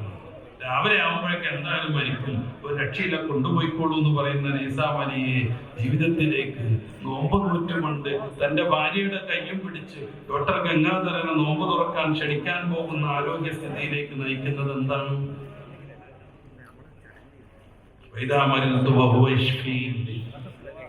എനിക്ക് രോഗം വന്നാൽ എന്റെ റബ്ബെന്നെ സംരക്ഷിക്കുമെന്ന ബോധം. ഇതൊരു മനുഷ്യനെ ജീവിക്കാൻ പ്രേരിപ്പിച്ചുകൊണ്ടിരിക്കുന്നു. ഇത്രയും പറഞ്ഞ സ്ഥിതിക്ക് ഞാനൊരു കഥ കൂടെ പറയാം. ആലുവക്കാരൻ ബഷീറിന്റെ കഥ. ഡോക്ടർ ഗംഗാധരന്റെ ചികിത്സയിലായിരുന്നു അദ്ദേഹം. കീമോതെറാപ്പി നടത്തിക്കൊണ്ടിരിക്കുകയായിരുന്നു. കീമോതെറാപ്പി കൃത്യമായ സമയത്ത് നിർവഹിച്ചിരിക്കണം. പക്ഷേ ആലുവയിൽ നിന്ന് തിരുവനന്തപുരം RCC വരെ ബസ് പോകാൻ കാശില്ലാത്തത് കൊണ്ട് പലപ്പോഴും ബഷീറിന്റെ കീമോതെറാപ്പിയുടെ ഡേറ്റ് തെറ്റും. ഈ രോഗം മാരകമായി കാർന്നു തിന്നുമ്പോഴും എല്ലാവരോടും ചിരിപ്പിച്ചു നടക്കും ബഷീർ. ഡോക്ടറെ ചൂടാവും, എന്തേ നീ ഡേറ്റ് തെറ്റിച്ചു? ഞാനെന്താ ചെയ്യാ സാറേ, അരിവണ്ടി വരട്ടെ എന്ന് ചോദിക്കും. ഇയാൾ അരിലോറിൽ കയറിയിട്ടാണ് തിരുവനന്തപുരത്തേക്ക് RCCയിലേക്ക് കീമോതെറാപ്പിക്ക് പോകാറുള്ളത്. ചികിത്സക്കിടയിൽ 2-3 ആഴ്ച അദ്ദേഹത്തെ കാണാതെയായി. ഗംഗാധരന് സങ്കടമായി. എല്ലാവരെയും ചിരിപ്പിച്ച്, എല്ലാ രോഗികളുടെ ഇടയിൽ തമാശ പറഞ്ഞു നടന്നു. എല്ലാവർക്കും ഒരു പ്രചോദനമായിരുന്നു ബഷീർ മരിച്ചു കാണുമെന്ന് ഗംഗാധരൻ സാർ ഓർപ്പിച്ചു. 2-3 ആഴ്ച കഴിഞ്ഞപ്പോ ചിരിച്ചുകൊണ്ട് ബഷീർ കയറി വന്നു. എന്തേന്ന് ഗംഗാധരൻ ചോദിച്ചപ്പോൾ അദ്ദേഹം ഷർട്ടിന്റെ ബട്ടൺസ് അഴിച്ചു, നെഞ്ചു പുലർത്തി കാണിച്ചു കൊടുത്തു. സാർ, എനിക്കൊരു മാരകമായ അറ്റാക്ക് വന്നു, അങ്ങനെ ബൈപ്പാസ് നടത്തി ഞങ്ങളുടെ നാട്ടിൽ നിന്ന്, അതുകൊണ്ടാണ് ഞാൻ 3 ആഴ്ച വരാതിരുന്നത്. ഗംഗാധരന് സങ്കടം തോന്നി. നമുക്ക് ഇനി എന്റെ ചെലവിൽ ഈ കീമോതെറാപ്പി തുടരാന്ന് പറഞ്ഞു. അതിനിടയിൽ ഒരാഴ്ച ഈ ബഷീറിനെ കാണാതെയായി. എന്തായാലും മരിച്ചു എന്ന് ഗംഗാധരൻ വിചാരിച്ചു. ഒരാഴ്ച കഴിഞ്ഞപ്പോ ചിരിച്ചുകൊണ്ട് ബഷീർ വന്നു. മരിച്ചില്ല. എന്തേ പറ്റിയെന്ന് ചോദിച്ചു ഗംഗാധരൻ സാർ. അന്ന് ബഷീർ ഒരു കണ്ടീഷൻ വെച്ചു, എന്നെ വഴക്കറിയില്ലാന്ന് ഉറപ്പു തരണം. കുസൃതിക്കാരനാവുന്ന ബഷീറിന്റെ കണ്ടീഷൻ കേട്ടപ്പോഴേ ഡോക്ടർക്ക് ചിരി വന്നു. പക്ഷെ മറ്റു മാർഗമില്ലായിരുന്നു. നഴ്സുമാരെ സാക്ഷി നിർത്തി വഴക്കറിയില്ല എന്ന് ഗംഗാധരൻ ഉറപ്പ് കൊടുത്തപ്പോ ബഷീർ ഒരു സത്യം പറഞ്ഞു, നമ്മളൊരു പെണ്ണും കൂടിയും കെട്ടി നമുക്കും വേണ്ട ഒരു സന്തോഷമൊക്കെ. അതുകൊണ്ട് ഒരാഴ്ച വൈകിപ്പോയത്. പുതുമണമാണെന്റെ കള്ളച്ചിരി കണ്ടിട്ട് ബോധം കെടാൻ തോന്നിയെന്നാണ് ഗംഗാധരൻ എഴുതുന്നത്. എല്ലാവരും 2 കെട്ടണമെന്നോ എല്ലാവരും 3-4 സ്വന്താക്കണമെന്നൊന്നും എനിക്ക് അഭിപ്രായമില്ല. പക്ഷെ കാശില്ലാത്തത് കൊണ്ട് ലോറിയിൽ കയറി ആലുവയിൽ നിന്ന് തിരുവനന്തപുരം പോകുന്ന ഒരു മനുഷ്യൻ, കീമോതെറാപ്പി നടത്തുന്നതിനിടയിൽ അറ്റാക്ക് വന്നിട്ട് ബൈപ്പാസ് നേരിടുന്ന ഒരു മനുഷ്യൻ, പിന്നെയും ആ ചികിത്സകളൊക്കെ തുടരുമ്പോഴും ഒരു കല്യാണം കഴിക്കാനുള്ള വിശാല മനസ്സിലേക്ക് പോകുന്നത് എങ്ങനെയാണ്? എനിക്ക് രോഗം വന്നാൽ എന്റെ റബ്ബ് എന്നെ ചികിത്സിക്കും, എന്നെ സുഖപ്പെടുത്തുമെന്ന ബോധം. അതുകൊണ്ട് വൃദ്ധസദനങ്ങൾ ഇല്ലാത്ത ഒരു സമൂഹമാണ് മുസ്ലിങ്ങൾ. അപൂർവമായി വല്ല വൃദ്ധസദനത്തിലും മുസ്ലിം പേരുള്ളവരുണ്ടെങ്കിൽ നോക്കാനും വളർത്താനും സംരക്ഷിക്കാനും ഉടയോരാരും ഇല്ലാഞ്ഞിട്ട് SYS-ഉം SSF-ഉം മുസ്ലിം ജമാഅത്തും ഒക്കെ ഉണ്ടാക്കുന്നവരാണവർ. മാതാവിനെയും പിതാവിനെയും അത്രമേൽ സ്നേഹിക്കാനും താലോലിക്കാനും അവർക്ക് മുന്നിൽ ജീവൻ സമർപ്പിക്കാനും തയ്യാറുള്ള സമൂഹമായി എന്തൊക്കെ വൈകല്യങ്ങളുണ്ടെങ്കിലും ഈ സമുദായം മുന്നിൽ നിൽക്കുന്നു. എത്രയോ ഫാദർമാരുടെ പ്രഭാഷണമുണ്ട്. സ്വാമി ചിദാനന്ദപുരിയുടെ പ്രഭാഷണമുണ്ട്. മറ്റു സമൂഹക്കാർ മുസ്ലിങ്ങളിൽ നിന്ന് മാതാപിതാക്കളെ സംരക്ഷിക്കുന്നത് പഠിച്ചെടുക്കണം എന്ന് പറഞ്ഞിട്ട്. മലപ്പുറം ജില്ലയിലെ തമനൂരിലെ വൃദ്ധസദനം വളരെ വലിയൊരു വൃദ്ധസദനാണ്. പോയി കണക്കെടുക്കുക. മലപ്പുറം ജില്ലയുടെ സെൻട്രലായിട്ടും മുസ്ലിങ്ങൾ നന്നേ കുറവാണ്. എന്തുകൊണ്ട്? പരിശുദ്ധ റസൂൽ അവരെ നിയന്ത്രിച്ചുകൊണ്ടേയിരിക്കുന്നു. മാതാവിനെയും പിതാവിനെയും സംരക്ഷിക്കുന്നതിലൂടെ അവരുടെ ജീവിത വിജയം അല്ലാഹു നിർണയിച്ച് കാണിച്ചു കൊടുക്കുന്നു. വിശുദ്ധ ഖുർആൻ 17-ാം അധ്യായം സൂറത്തുൽ ഇസ്രാഇന്റെ 23 മുതലുള്ള വചനങ്ങൾ. മാതാവോ പിതാവോ പ്രായമായി കൊണ്ട് നിന്റെ അടുത്തുണ്ടായി കഴിഞ്ഞാൽ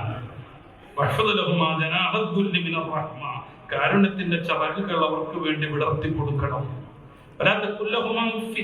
അനിഷ്ടകരമാകുന്ന ഒരു വാക്ക് പോലും അവരോട് പറയരുത്. നല്ല മര്യാദക്കുള്ള മാന്യമായ മൃദുവായ സ്നേഹമൃസുണമായ വാക്കുകൾ മാത്രം അവരോട് നീ പറഞ്ഞുകൊണ്ടിരിക്കുക. ഇസ്ലാം കോപ്പയാണെന്നൊരു പ്രശ്നം. യുക്തിരഹിതവാദികളുടെ നേതാവാകുന്ന രവിചന്ദ്രൻ സിയുടെ നിത്യമായ വിമർശനമാണ് ഇസ്ലാം കോപ്പയാണ്. മക്കെന്നുള്ള അർത്ഥത്തിലുള്ള കോപ്പയെ കുറിച്ചല്ല ഞാൻ പറയുന്നത്. കൊതിപ്പിക്കലും പേടിപ്പിക്കലുമാണ്. നീ അത് ചെയ്യണം ഇത് ചെയ്യണം എന്നാൽ നിനക്ക് സ്വർഗം കിട്ടും പറഞ്ഞ് കൊതിപ്പിക്കണം. അത് ചെയ്യരുത് ഇത് ചെയ്യരുത്, കള്ളുടിക്കരുത്, വ്യഭിചരിക്കരുത്, പലിശമാകരുത്, എന്തേ നരകം കിട്ടും പറഞ്ഞ് പേടിപ്പിക്കാൻ. ഇസ്ലാം കോപ്പയാണെന്നാണ് വിമർശനം. 100% സന്തോഷത്തോടു കൂടെ നാം അത് സ്വീകരിക്കണം. ഇസ്ലാം കോപ്പയാണ്. അതുകൊണ്ടാണ് വൃദ്ധനാകുന്ന പിതാവിനെയും വൃദ്ധയായ മാതാവിനെയും സ്നേഹത്തോടുകൂടെ സംരക്ഷിക്കാൻ ഈ സൊസൈറ്റിയിലെ ഓരോ മനുഷ്യനും തയ്യാറാവണത്. അവന്റെ മുമ്പിൽ ഇസ്ലാമിന്റെ കോയുണ്ട്. ഈ മാതാവിനെ സംരക്ഷിച്ചാൽ സ്വർഗം കിട്ടും. അവന്റെ മുമ്പിൽ ഇസ്ലാമിന്റെ പേനുണ്ട്. മാതാവിനെ അവഗണിച്ചാൽ, വൃദ്ധയാകുന്ന മാതാവിനെ സംരക്ഷിക്കാതിരുന്നാൽ നരകം കിട്ടുമെന്ന് പേടിപ്പിക്കൽ. അല്ലാഹുവിന്റെ റസൂലോരുടെ ഈ ഒരു കൽപ്പനയുടെ ഫലത്തിൽ എല്ലാ വൃദ്ധരും വൃദ്ധന്മാരും ഇസ്ലാമിക സൊസൈറ്റിയിൽ സുരക്ഷിതരാണ്. യുക്തിവാദികളുടെ ജീവിതം മക്കൾക്ക് രോഗം പരത്തിക്കൊണ്ടേയിരിക്കും. ഒരു ആസ്തമാ രോഗി ഒരു വർഷം 15 പേർക്ക് അത് പരത്തുമെന്നാണ് ശാസ്ത്രത്തിന്റെ കണക്ക്. നമ്മുടെ മക്കളെ എന്തിനാണ് ഈ അച്ഛന്റെ കുരയ്ക്ക് വിട്ടുകൊടുക്കുന്നത് എന്ന് യുക്തിവാദി അവന്റെ ശാസ്ത്ര മനസ്സുകൊണ്ട് ചിന്തിക്കുന്നുണ്ട്. ഗർഭത്തെ വിശ്വാസം അങ്ങനെ ചിന്തിക്കുക. അതുകൊണ്ടാണ് യുക്തിവാദികളുടെ ഭൂരിപക്ഷ പ്രദേശങ്ങളിൽ ഏറ്റവും കൂടുതൽ വൃദ്ധസദനം ഉണ്ടാവുന്നത്. മലപ്പുറം ജില്ലയിലെ പ്രസിദ്ധനാകുന്ന ഒരു മജീഷ്യനാണ് ഗോപിനാഥ് മുതുക്കാട്. അദ്ദേഹം കലാകൗമുദിയിൽ യൂറോപ്പിലെ ഒരു അനുഭവം എഴുതി. അദ്ദേഹം പ്രസംഗിക്കാൻ പോയി. ഒരു നിരയിൽ പ്രസംഗം കേൾക്കാൻ വന്ന ബുദ്ധിയുള്ളവർ, ഒരു നിരയിൽ നിറച്ച് മന്ദബുദ്ധികളായ, ആൾഷമൈസ് പിടിച്ച, ഓട്ടിസം ബാധിച്ച, ഒന്നിനും പറ്റാത്തവർ. ഇങ്ങനെ ഒരു മഹാസംഘത്തെ കണ്ടപ്പോൾ അദ്ദേഹത്തിന് കൗതുകം തോന്നി. അദ്ദേഹം സംഘാടകരോട് ചോദിച്ചു, എന്തായിരുന്നു? അവർ പറഞ്ഞു കൊടുത്തു, ഞങ്ങളുടെ നാട്ടിൽ 2 കുടുംബം ഒന്നിച്ചൊരു വീട്ടിൽ താമസിക്കാൻ പറ്റില്ല എന്നാണ് ജനങ്ങളുടെ കൺസെപ്റ്റ്. അപ്പൊ മക്കൾക്ക് ഒരു 9-10 വയസ്സൊക്കെ ആയാൽ മാതാവിനെയും പിതാവിനെ ഉപേക്ഷിക്കും. ചിലർ നല്ല പ്രൈവറ്റ് വൃദ്ധസദനങ്ങളിൽ കാശ് കൊടുത്തിട്ട് അവിടെ അർപ്പിച്ചിരിക്കും. വേറെ കുറെ ആളുകൾ അങ്ങാടിയിൽ ഉപേക്ഷിക്കുമ്പോൾ ഗവൺമെന്റ് ഷെൽട്ടറുകളിലേക്ക് അവരെ. അങ്ങനെ ദുരന്ത ജീവിതം നയിക്കുന്ന ഈ സാധുക്കൾക്ക് ഇത്തിരിയെങ്കിലും സന്തോഷം വരട്ടെ എന്ന് കരുതി പൊതു ഫംഗ്ഷനുകൾ ഉണ്ടാകുമ്പോൾ നടത്തിപ്പുകാർ കൊണ്ടുവരും. അങ്ങനെയാണ് കേൾക്കാൻ വന്ന നല്ല മനുഷ്യരോടൊക്കെ അത്ര തന്നെ ഈ സാധു മനുഷ്യരെയും കാണുന്നത്. എന്തുകൊണ്ട് നമുക്ക് നമ്മുടെ നാട്ടിൽ അത് കാണാൻ പറ്റുന്നില്ല? എന്തുകൊണ്ട് മുസ്ലിം സൊസൈറ്റിയിൽ അത് കാണാൻ പറ്റുന്നില്ല? ഇസ്ലാം കോപ്പയാണ്, ഒളിപ്പിക്കലും പേടിപ്പിക്കലുമാണ്. ഹബീബായ റസൂൽ സ്വല്ലല്ലാഹു അലൈഹി വസല്ലം തങ്ങൾ മനുഷ്യന്റെ ജീവിതത്തിന് പറ്റുന്ന എല്ലാ ആദർശവും എല്ലാ ദർശനവും കൃത്യമായി നമ്മളെ പഠിപ്പിച്ചു. അതുകൊണ്ട് അഭിമാനിക്കണം. ഞാൻ അവസാനിപ്പിക്കാൻ പോകും. ഇതിനെ കുറിച്ച് പഠിച്ചവരൊക്കെയും ഈ മഹാസന്തോഷത്തെ പങ്കുവെച്ചു. ലോകത്തെ ഏറ്റവും കൂടുതൽ സ്വാധീനിച്ച 100 മനുഷ്യരെ കുറിച്ച് ലിസ്റ്റ് തയ്യാറാക്കാൻ 7 വർഷത്തിലേറെയാണ് ദി 100 എന്ന് പറയുന്ന ഗ്രന്ഥം രചിച്ച യൂറോപ്യനാവുന്ന ക്രിസ്ത്യാനിയാവുന്ന മനുഷ്യന്റെ ചെലവഴിച്ചത്. 7 വർഷം. ലോകത്തെ ഏറ്റവും കൂടുതൽ സ്വാധീനിച്ച 100 പേരിൽ ഒന്നാമനായി ആ അന്വേഷണം പഠനം നടത്തിയ മൈക്കൽ എച്ച് ഹാർട്ടിന് കണ്ടെത്താൻ കഴിഞ്ഞത് നമ്മുടെ ഹൃദയത്തിന്റെ അഭിമാനം, നമ്മുടെ ആത്മാവിന്റെ നിത്യ സന്തോഷം മുഹമ്മദുർ റസൂൽ സല്ലല്ലാഹു അലൈഹി വസല്ലം തങ്ങളാണ്. അദ്ദേഹത്തോട് പത്രക്കാർ ചോദിക്കുന്നുണ്ട്, താങ്കളുടെ യേശുവിന് നിങ്ങൾ 1ാം സ്ഥാനം കൊടുത്തില്ലേ? ഗാന്ധിജിക്ക് നൽകിയില്ല. ലോകത്തെ സ്വാധീനിച്ച ഏറ്റവും പ്രമുഖൻ, ഏറ്റവും ഒന്നാമതായി ലോകത്തെ ഏറ്റവും കൂടുതലായി സ്വാധീനിച്ച മനുഷ്യനാര് എന്നതിന് താങ്കൾ പറയുന്ന ഉത്തരം മുഹമ്മദ് എന്നാണ്. എന്തുകൊണ്ടത്? അദ്ദേഹം പറയുന്നുണ്ട്, യേശുവിന് കൊടുക്കണമെന്നുണ്ടായിരുന്നു, ഞാനുമായി ബന്ധമുള്ള ആർക്കെങ്കിലുമൊക്കെ കൊടുക്കണമെന്നുണ്ടായിരുന്നു. പക്ഷെ 7 വർഷം ഞാൻ ചരിത്രത്തെ പഠിച്ചപ്പോ, ഇഴകീറി ചർച്ച ചെയ്തപ്പോ ലോകത്തെ മതപരമായും മതേതരമായും ആത്മീകമായും രാഷ്ട്രീയപരമായും മനുഷ്യബന്ധിയായ ഏതൊക്കെ മേഖലകളുണ്ടോ അവയിലൊക്കെയും ഏറ്റവും കൂടുതൽ സമൂഹത്തെ സ്വാധീനിച്ച ഏക വ്യക്തി മുഹമ്മദാണെന്ന് എനിക്ക് ബോധ്യപ്പെട്ടു. ഞാൻ തിരിച്ചറിഞ്ഞ യാഥാർത്ഥ്യത്തിന്റെ വിരുദ്ധമായി ഗ്രന്ഥം രചിക്കാൻ എന്റെ മനസ്സ് സമ്മതിച്ചില്ല. ഗാന്ധിജിയെ ഉദ്ധരിക്കുന്നുണ്ട് കുറെ പുറത്ത്. അദ്ദേഹത്തിന്റെ നേതാവാകുന്ന ക്രിസ്തുവിനെയും പൗലോസിനെയും കൂടെ ചേർന്ന് ഒരാളായിട്ട് അദ്ദേഹം കൊടുക്കുന്നുണ്ട് 3ാമതായിട്ട്. എന്തുകൊണ്ട്? ആത്മാർത്ഥമായി പഠിച്ച ഓറിയന്റലിസ്റ്റ് പണ്ഡിതനാകുന്ന മൈക്കൽ എച്ച് ഹാർട്ടിന് ലോകത്തെ ഏറ്റവും കൂടുതൽ സ്വാധീനിച്ചയാളായി അദ്ദേഹത്തോട് മതപരമായ ബന്ധമില്ലാത്ത അല്ലാഹുവിന്റെ റസൂൽ ഓരോ മുന്നിൽ കാണിക്കേണ്ടി വന്നത്. അതാണ് വസ്തുത, അതാണ് ചരിത്രം. അതുകൊണ്ടാണല്ലോ ഞാൻ പറഞ്ഞത്, ഓരോ വ്യക്തിയുടെയും ഉണർന്നാൽ എന്ത് ചെയ്യണമെന്നടുത്ത് മുഹമ്മദ് നബി ഇടപെടുന്നു. അൽഹംദുലില്ലാഹില്ലദീ അഹ്യാനാ ബഅദ മാ അമാതനാ. ആ ബെഡിൽ നിന്ന് ഏത് കാലം ഭൂമിയിൽ വെക്കണം എന്നടുത്ത് മുത്തറസൂൽ ഇടപെടുന്നു. പിന്നീട് എന്ത് ചെയ്യണം? ടോയ്ലറ്റിൽ പോകണം, ഇറങ്ങണം, കഴുകണം. ടോയ്ലറ്റിൽ ഇരിക്കണം. എങ്ങനെ? ഇത്തിരി ഇടതുവശത്തിലേക്ക് ഇങ്ങനെ വളർന്നിട്ട് അല്ലാഹുവിന്റെ റസൂൽ സൂക്ഷ്മമായി അവിടെയും ഇടപെടുന്നു. പിന്നെ പുറത്തിറങ്ങണം, ഭക്ഷണം കഴിക്കണം, ജീവിതം വിവിധങ്ങളായ ഘട്ടങ്ങളിലൂടെ മുന്നോട്ട് കൊണ്ടുപോകണം. തന്റെ ഭാര്യയുമായി ഏറ്റവും സ്വകാര്യ നിമിഷത്തിൽ സംസർഗത്തിൽ ഏർപ്പെടുന്നിടത്തു പോലും അല്ലാഹുവിന്റെ റസൂൽ ഇടപെടുന്നു. ഷാർജയിൽ ഈയിടെ ഒരു മലയാളി ഹിന്ദു പെൺകുട്ടി ആത്മഹത്യ ചെയ്തു. എന്തായിരുന്നു അവര് ആത്മഹത്യ കുറിപ്പിൽ എഴുതി വെച്ചത്? എന്റെ ഭർത്താവ് ഒരു സൈക്കോ ആണ്, അയാൾ ബ്ലൂ ഫിലിം കാണും. ആ ബ്ലൂ ഫിലിമിൽ കാണുന്നത് മൊത്തം നടപ്പിലാക്കാൻ വേണ്ടി എന്റെ അടുത്ത് വരുന്നു. അയാളെ കാണുമ്പോഴേക്ക് എനിക്ക് വേദന തോന്നുന്നു. അതുകൊണ്ട് ആത്മഹത്യ മാത്രമാണ് എന്റെ മുന്നിൽ അഭയം എന്ന്. സ്വന്തം ഭാര്യ, ആരാരുമില്ലാത്ത സാഹചര്യം, സുരക്ഷിതമായ നമ്മുടെ ഭവനത്തിന്റെ അന്തർഭാഗം, എന്നാലും സെക്സ് നടത്തുമ്പോ അള്ളാന്റെ റസൂൽ ഒരു പഠിപ്പിച്ചതിന്റെ അപ്പുറത്തേക്ക് പ്രവേശിക്കാൻ മുസ്ലിമിന് സാധ്യത.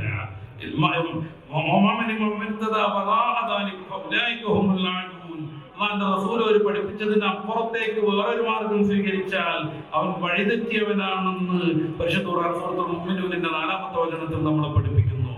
എത്രമേൽ സമൂഹത്തെ സ്വാധീനിച്ചു. മൈക്കൽ ചാട്ടിന്റെ മറ്റൊരാളെ തെരഞ്ഞെടുക്കാൻ എങ്ങനെ സാധിക്കുക?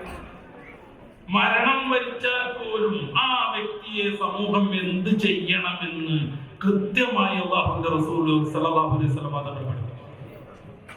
അതുകൊണ്ട് റസൂലിനെ പ്രണയിക്കാനുള്ള ഒരു ആവേശത്തിന്റെ തീരുമാനം എടുത്ത് നമ്മൾ ഇവിടുന്ന് പുറത്തിറങ്ങണം. റസൂലിനെ പ്രണയിക്കാന്നൊക്കെ പറഞ്ഞാൽ അവിടെ ഇത്തിബാഅ് മാത്രമാണെന്നൊന്നും ആരും മനസ്സിലാക്കരുത്. അങ്ങനെ ചില തെറ്റിദ്ധരിപ്പിക്കലുകളുണ്ട്. ഇത്തിബാഇനപ്പുറം പ്രണയത്തിന്റെ ചില ശീലുകളുണ്ട്.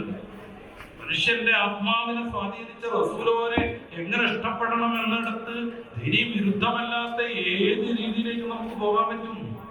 പൂർവികർ പലപ്പോഴും ദീനീ വിരുദ്ധമായ രീതി പോലും അതിൽ പിന്തുടർന്നു എന്ന് നമുക്ക് സന്ദേഹം തോന്നിപ്പോകും.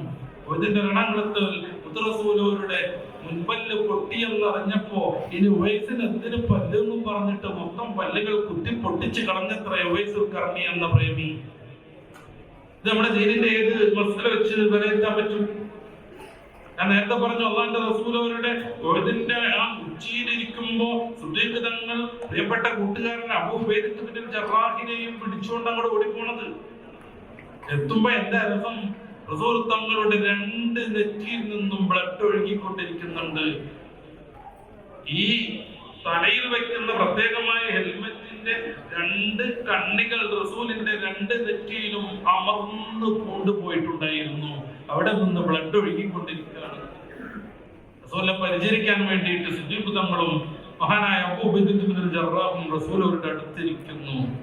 വാളിന്റെ തുമ്പെടുത്തിട്ട് ആ ഇരുമ്പിന്റെ കഷ്ണം മെല്ലങ്ങട് പുറത്തെടുത്താൽ മതി. പക്ഷെ റസൂൽ അവർക്ക് വേദനിച്ചു പോകും, മുറിവിത്തിരി കൂടെ വ്യാസം കൂടി പോകും.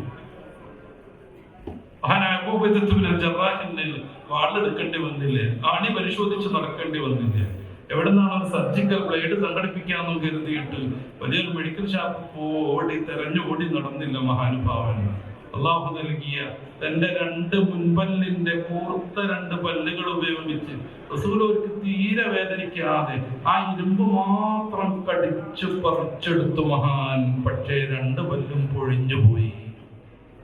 റസൂലിന് വേണ്ടി അവിടുന്ന് വേദനിക്കരുതെന്ന് കരുതിയിട്ട് റസൂൽ അവരുടെ സംഭവിച്ച മുറിവിനേക്കാൾ വാളുകൊണ്ടും കമ്പി കൊണ്ടും ഇരുമ്പ് തോണ്ടിയെടുക്കുമ്പോൾ മുറിവിന്റെ വ്യാസം കൂടരുതെന്ന് കരുതിയിട്ട് തന്റെ 2 പല്ല് സമർപ്പിക്കുന്നു.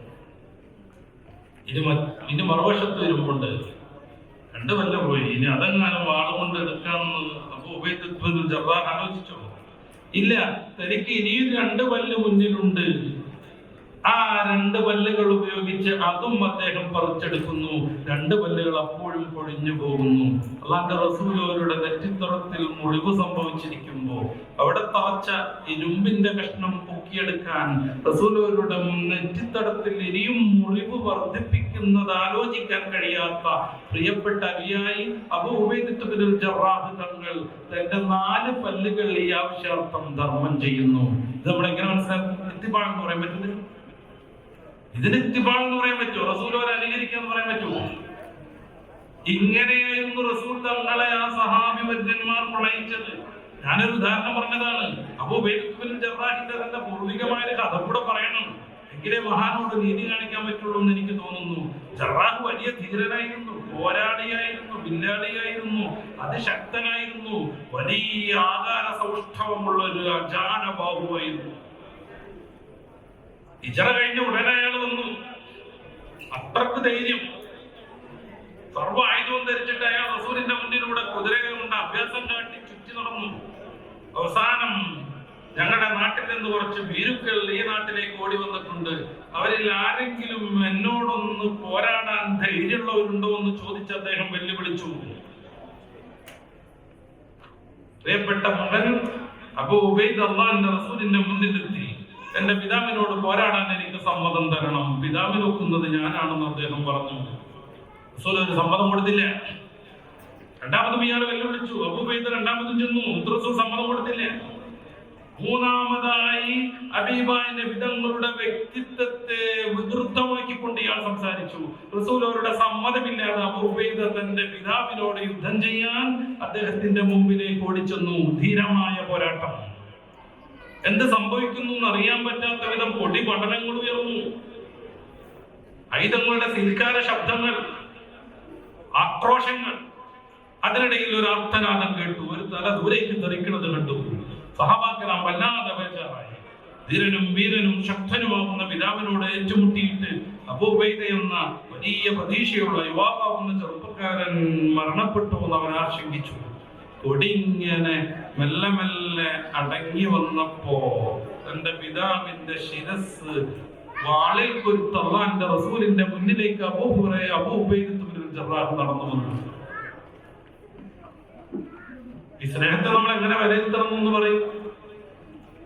റസൂലിന്റെ മുമ്പിൽ നിന്ന് മഹാനുഭാവൻ സലാം പറഞ്ഞു. റസൂലുള്ളാഹി സലാം അടക്കിയില്ലേ? പിതാവല്ലേ എന്ന് കരുതി, അന്നം പിതാവിന്റെ തലയെടുത്ത് വന്നില്ലേ എന്ന് കരുതി. റസൂൽ തങ്ങളുടെ തല വലതുവശത്തേക്ക് തിരിച്ചു വന്ന ചരിത്രം. അവിടെ വന്ന് അബൂ ഉബൈദ സലാം പറഞ്ഞു. റസൂൽ ഇടതുവശത്തേക്ക് തിരിഞ്ഞിരുന്നു. വല്ലാതെ വിഷമിച്ച് പിതാവിന്റെ ശിരസ്സും പിടിച്ചു നിൽക്കുന്ന അബൂ ഉബൈദയുടെ മനസ്സ് മാറിച്ചു. അല്ലാഹുവിന്റെ റസൂലിനെ വ്യക്തിപരമായി ആക്ഷേപിച്ച് സഹിക്കാൻ വയ്യാതെയാണ് യുദ്ധത്തിനിറങ്ങിയത്. റസൂൽ ഒരു സമ്മതം തന്നിട്ടില്ല. പക്ഷേ അത് ചെയ്യാതിരിക്കാൻ മഹാനുഭാവന് സാധ്യമല്ലായിരുന്നു.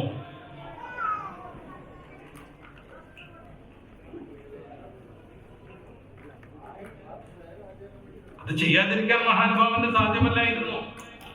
അങ്ങനെ വിഷമിച്ചു നിൽക്കുന്ന അബൂ ഉബൈദ ഇബ്നുൽ ജറാഹിനെ ആശ്വസിപ്പിച്ചുകൊണ്ട് സൂറത്തുൽ മുജാദിലയുടെ 22-ാമത്തെ വചനം ഇറങ്ങി. മലക്ക് ജിബ്രീൽ അലൈഹിസ്സലാം വന്നുകൊണ്ട് മുത്തറസൂൽ അവരോട് ഓതിക്കൊടുത്തു. ലാ തജിദു ഖൗമൻ യുമിനൂന ബില്ലാഹി വൽ യൗമിൽ ആഖിർ യുവാദ്ദൂന മൻ ഹാദ്ദ അല്ലാഹ വറസൂലഹു വലൗ കാനൂ ആബാഅഹും വഅബ്നാഅഹും വഅസ്വാജുഹും വഅശീറത്തുഹും. അല്ലാഹുവിന്റെ റസൂലിനെ വിമർശിച്ചുകൊണ്ടിരിക്കുന്ന, അപഹസിച്ചുകൊണ്ടിരിക്കുന്ന സമൂഹവുമായി രാജിയാവാൻ, ഒത്തുപോവാൻ, അവരുടെ ആദർശം കേട്ട് സഹിച്ചിരിക്കാൻ റസൂലിനെയും ആഖിറത്തിനെയും വിശ്വസിക്കുന്ന ഒരാൾക്ക് സാധ്യമല്ല നബി. ലാ തജിദു ഖൗമൻ യുമിനൂന ബില്ലാഹി വൽ യൗമിൽ ആഖിർ. അല്ലാഹുവിനെയും റസൂലിനെയും വിശ്വസിക്കുന്ന ഒരാൾക്ക്, പരലോകത്തെ അംഗീകരിക്കുന്ന ഒരാൾക്ക് അല്ലാഹുവിന്റെ റസൂലിനെ വിമർശിച്ചുകൊണ്ടിരിക്കുമ്പോൾ അതിനോട് സമരസപ്പെട്ടു പോകാൻ സാധ്യത. അത് വാപ്പയാണെങ്കിലും മക്കളാണെങ്കിലും ഭാര്യമാരാണെങ്കിലും കുടുംബ ബന്ധുക്കളാണെങ്കിലും ഉലൈക ഹിസ്ബുല്ലാഹ്, അവർ അല്ലാഹുവിന്റെ പാർട്ടിക്കാരാ. അലാ ഇന്ന ഹിസ്ബല്ലാഹി ഹുമുൽ മുഫ്ലിഹൂൻ. റസൂലിനെ അറിയണം, അല്ലാഹുവിന്റെ പാർട്ടിക്കാരെ വിജയിക്കൂ. ഇതാണ് അബൂ ഉബൈദ ഇബ്നുൽ ജറാഹ്. ഇതാണ് അബൂ ഉബൈദ ഇബ്നുൽ ജറാഹ്. ഇതെന്തിനാണ്? ഒരു പ്രണയം മനസ്സിന്റെ ഒരു വികാരമാണ്. അതൊരാൾക്ക് മറയിട്ട് തടുക്കാൻ കഴിയില്ല. അതൊരാൾക്കും ആരെയും ബോധിപ്പിക്കാൻ കഴിയണമെന്നില്ല. അതുകൊണ്ടാണ് ഉംറുൽ ഖൈസ് ലൈലയുടെ പുറകെ നടന്നത്. ഉംറുൽ ഖൈസ് ലൈലയുടെ പുറകെ നടന്നു എന്നല്ല, ലൈലന്റെ വീട്ടിന്റെ തകർന്നു കിടക്കുന്ന മുറ്റത്തിലൂടെയും കുറ്റിച്ചുവരുകൾക്കിടയിലൂടെയും സഞ്ചരിച്ചു വന്ന കാരണത്താൽ പട്ടിയെ പിടിച്ച് ആലിംഗനം ചെയ്യാനും മുത്തം കൊടുക്കാനും അയാൾക്ക് തോന്നി. പ്രണയത്തിന്റെ കണ്ണില്ല, ഭാഷയില്ല, അത് വർണ്ണിക്കാൻ ഒരു നാക്കിനും സാധ്യമല്ല. അദ്ദേഹം നടന്നു പോകും. അദ്ദേഹത്തിന്റെ ലൈല താമസിച്ച, പ്രണയിനി കാമുകി താമസിച്ച വീട് തകർന്നു നടക്കുന്നതിനിടയിലൂടെ അവിടെ ഇവിടെയൊക്കെ ഇങ്ങനെ മുത്തിക്കൊണ്ടിരിക്കും. അദ്ദേഹം പാടുന്നുണ്ട്, ഈ തകർന്നു നടക്കുന്ന ഈ ചുമരിന്റെ ചുമരിനെ കുറിച്ചുള്ള പ്രണയമല്ല എന്നെ ഇതിനൊക്കെ പ്രേരിപ്പിക്കുന്നത്. ഈ വീട്ടിൽ താമസിച്ച എന്റെ പ്രേയസിയോടുള്ള പ്രണയത്തിന്റെ അഗാധതയാണെന്ന്. സാത്വിക പണ്ഡിതനായിരുന്നു ബഹുമാന്യരാകുന്ന ഉസ്താദുൽ അസാദിദ് ഓക്കെ ഉസ്താദ്. ഇന്ന് കേരളത്തിലുള്ള വലിയ പണ്ഡിതന്മാരുടെ എല്ലാവരുടെയും ഉസ്താദ്. ബഹുമാനപ്പെട്ടവർ ഇറാ ഗുഹയിലേക്ക് പോകുന്നുണ്ട് ഹജ്ജ് വേളയിൽ. അന്ന് ഇന്നത്തെ പോലെ സ്റ്റെപ്പ് ഇല്ല, അന്ന് റോഡ് നിർമ്മിച്ചിട്ടില്ല. കല്ലും മുള്ളും മൊട്ടക്കല്ലുകളും തരണം ചെയ്ത് ഇങ്ങനെ മുന്നോട്ട് പോകുമ്പോൾ അദ്ദേഹം പലയിടങ്ങളിൽ ഇരിക്കും. ആ ഭാഗം മുത്തിക്കൊണ്ടിരിക്കും, കൈ കൊണ്ട് മുത്തും, നല്ല പാറക്കെട്ടിലൊക്കെ കെട്ടിപ്പിടിച്ച് കരഞ്ഞുകൊണ്ടിരിക്കും. ഒരു മുത്തവ വന്നിട്ട്, തലയിൽ വട്ടുള്ള ഒരു മുത്തവ വന്നിട്ട് ഷിർക്ക് ഷിർക്ക് ഷിർക്ക് എന്നും പറഞ്ഞ് മുമ്പര് ഓടിക്കാൻ ശ്രമിക്കുന്നുണ്ട്. ആ സമയത്ത് ഇമ്രുൽ ഖൈസിന്റെ പ്രണയ കാവ്യമാണ് മുത്തവയ്ക്ക് മറുപടിയായിട്ട് ഉസ്താദ് ഓതി കൊടുക്കുന്നത്. എന്താ നീ വിചാരിച്ചോ ഞാൻ ഈ കല്ലിനെ പ്രണയിക്കുന്നു? ഞാൻ ഈ നിലത്തിരുന്നിട്ട് നിലത്ത് മുത്തം കൊടുക്കുന്നത് കാണുമ്പോ എനിക്ക് മണ്ണിനോട് വല്ലാത്ത എന്തോ ഒരു അനുരാഗാണെന്ന് നീ തെറ്റിദ്ധരിച്ചു. അദ്ദേഹം പാടുകയാണ് ലൈലയെ പറ്റി ഇമ്രുൽ ഖൈസ് പാടിയ പാട്ട്.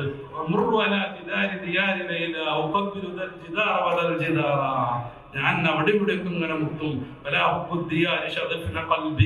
എന്റെ ഹൃദയത്തെ സ്വാധീനിക്കുന്നത് ഈ കല്ലിനോടും മണ്ണിനോടുമുള്ള പ്രണയമോ അനുരാഗമോ അല്ല. എന്റെ അബീബ് ഒരു ഖുർആൻ സ്വീകരിക്കാൻ ഹിറയുടെ മുകളിലേക്ക് ഈ കല്ലും മണ്ണും മുള്ളും താണ്ടിയാണ് കയറിപ്പോയത്. 16 ദിവസം ദാനം ചെയ്ത് നിരതനായി മഹാനുഭാവൻ അവിടെ ഇരിക്കുമ്പോ ഞങ്ങളുടെ ഉമ്മഹാത്തുൽ ശ്രേഷ്ഠമാം വ്യക്തിത്വം എന്റെ പ്രിയതമന് വേണ്ടി ഭക്ഷണവുമായി കയറിപ്പോയത് ഈ മുള്ളിലൂടെയും കല്ലിലൂടെയും പാറയിടുക്കിലൂടെയുമാണ്. അവരോടുള്ള പ്രണയാധിക്യം കൊണ്ടാണ് ഞാൻ ഈ നിർത്തുന്നത്. ഈ സ്നേഹത്തിന് തടയിടാൻ പറ്റും. ആ ഒരു സ്നേഹമാണ് നമ്മളെ ജീവിപ്പിച്ചുകൊണ്ടിരിക്കുന്നത്. എന്റെ വിമർശനങ്ങൾ ധാരാളം. വലിയ യുദ്ധപ്പതിയായിരുന്നു, വലിയൊരു വിമർശനമാണ്. ജില്ലന്റെ പോസ്റ്റ് എന്ന് പറയുന്ന ഡെൻമാർക്കിലെ പത്രം ഒരു കയ്യിൽ വാളും ഒരു കയ്യിൽ പോകുമ്പോൾ തലയിൽ വല്ല മിസൈലൊക്കെ ആയിട്ട് മുത്തറസൂലിന്റേതെന്ന പേരിൽ കാർട്ടൂൺ ഇറക്കി. ചില ബുദ്ധിയില്ലാത്ത ആളുകൾ ആ പത്രത്തെ അറ്റാക്ക് ചെയ്തു, എടുത്തിറക്കുന്നു, കാർട്ടൂണിസ്റ്റിനെ കൊന്നു. വിമർശനങ്ങൾ അങ്ങനെ വന്നുകൊണ്ടേയിരിക്കും. അതെന്തുകൊണ്ടാണെന്ന് ഒറ്റവാക്കിൽ ഞാൻ പറയാം. ലോകത്തെ നിയന്ത്രിക്കുന്നത് ക്യാപിറ്റലിസമാണ്. ഏതർത്ഥത്തിൽ അവർക്ക് ആവശ്യം പണവും ഡോളറുകളും മാത്രമാണ്. അതിന്റെ വിരുദ്ധമാണ് റസൂലിന്റെ ആദർശം എന്ന് വരുമ്പോൾ അതില്ലാതാക്കാൻ അവർ ശ്രമിച്ചുകൊണ്ടേയിരിക്കും. റസൂലിന്റെ സെക്സ് ടൂറിസം പറ്റൂല, പോൺ ബിസിനസ് പറ്റൂല, മദ്യ കച്ചവടം പാടില്ല, പലിശ ഒരിക്കലും സ്വീകരിച്ചുകൂട, അങ്ങനെ പറ്റിക്കാൻ പറ്റൂല, പാർട്ട്ണറെ പറ്റിച്ചുകൊണ്ട് കഫീലിനെ സോപ്പിട്ട് വക്കാല സ്വന്താക്കാൻ പറ്റൂല. ഇങ്ങനെയുള്ളൊരു സമൂഹം വ്യാപകമായി വന്നാൽ ക്യാപിറ്റലിസം പ്രതീക്ഷിക്കുന്ന മുതലും സമ്പത്തും ഡോളറുകളും പറഞ്ഞു. അപ്പൊ റസൂലിനെ എതിർക്കണം, ആരും റസൂലിനെ അംഗീകരിക്കാത്ത ഒരവസ്ഥ സൃഷ്ടിക്കണം. പക്ഷേ എതിർപ്പനുസരിച്ച് വളരുന്ന ഒരു ദിവ്യ തേജസ്വിയാണ് റസൂൽ സല്ലല്ലാഹു അലൈഹി വസല്ലം. അങ്ങനെയാണ് റസൂൽ തങ്ങളെ യുദ്ധക്കൊതിയനെന്ന് പറയുന്നത്. റസൂൽ അനിവാര്യമായ സന്ദർഭങ്ങളിൽ യുദ്ധം ചെയ്തിട്ടുണ്ട്. ഒരു തർക്കമല്ലേ. 83 യുദ്ധത്തിൽ നേരിട്ടോ അല്ലാതെയോ പങ്കെടുത്തിട്ടുണ്ട്.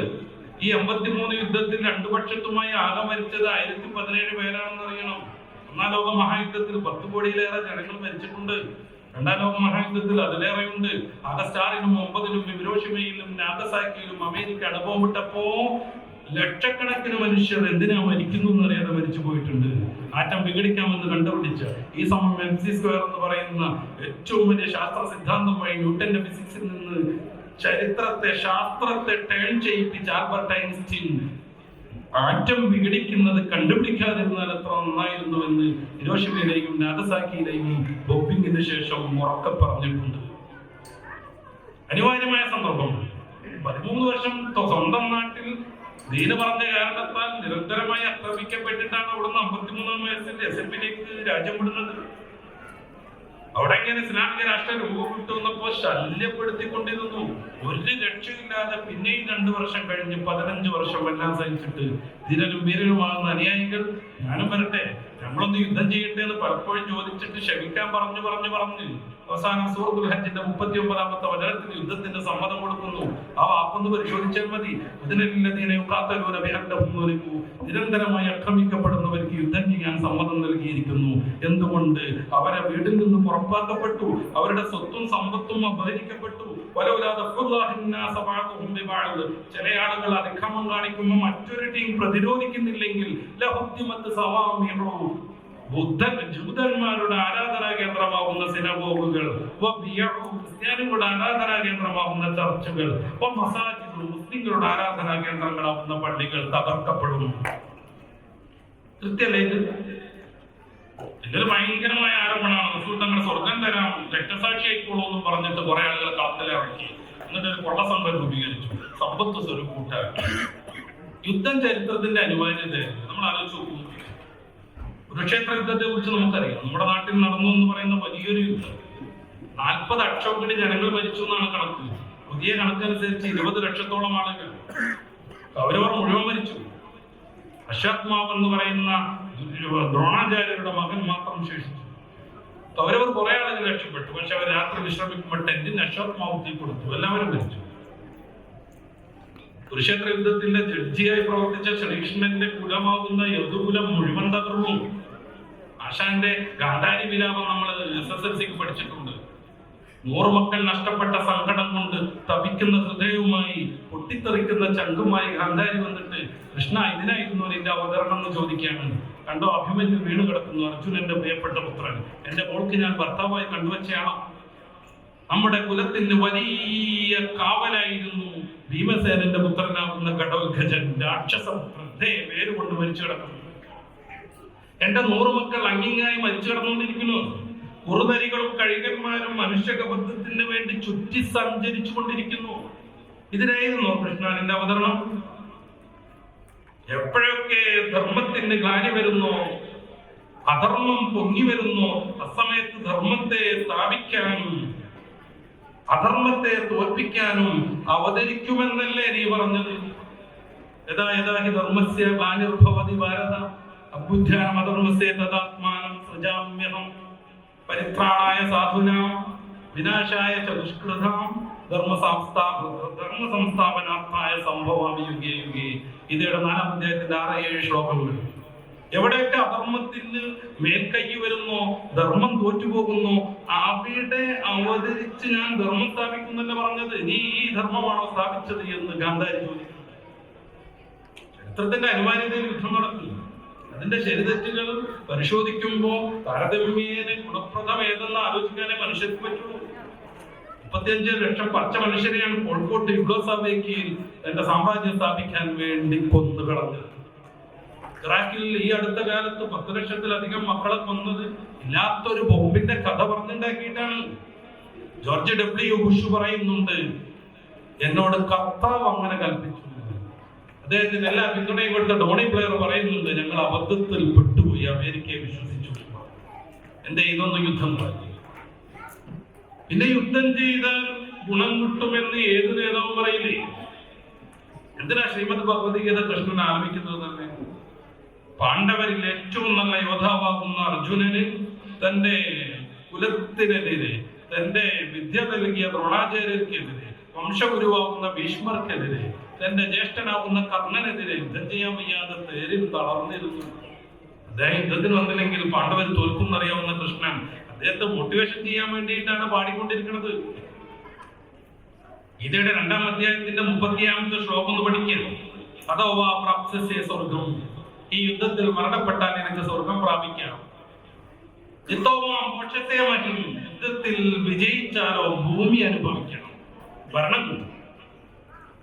പാണ്ഡവർക്ക് നൽകാതെ കൗരവർ കൈയടക്കി വെച്ച അവരുടെ ഭരണം, അധികാരം കിട്ടും.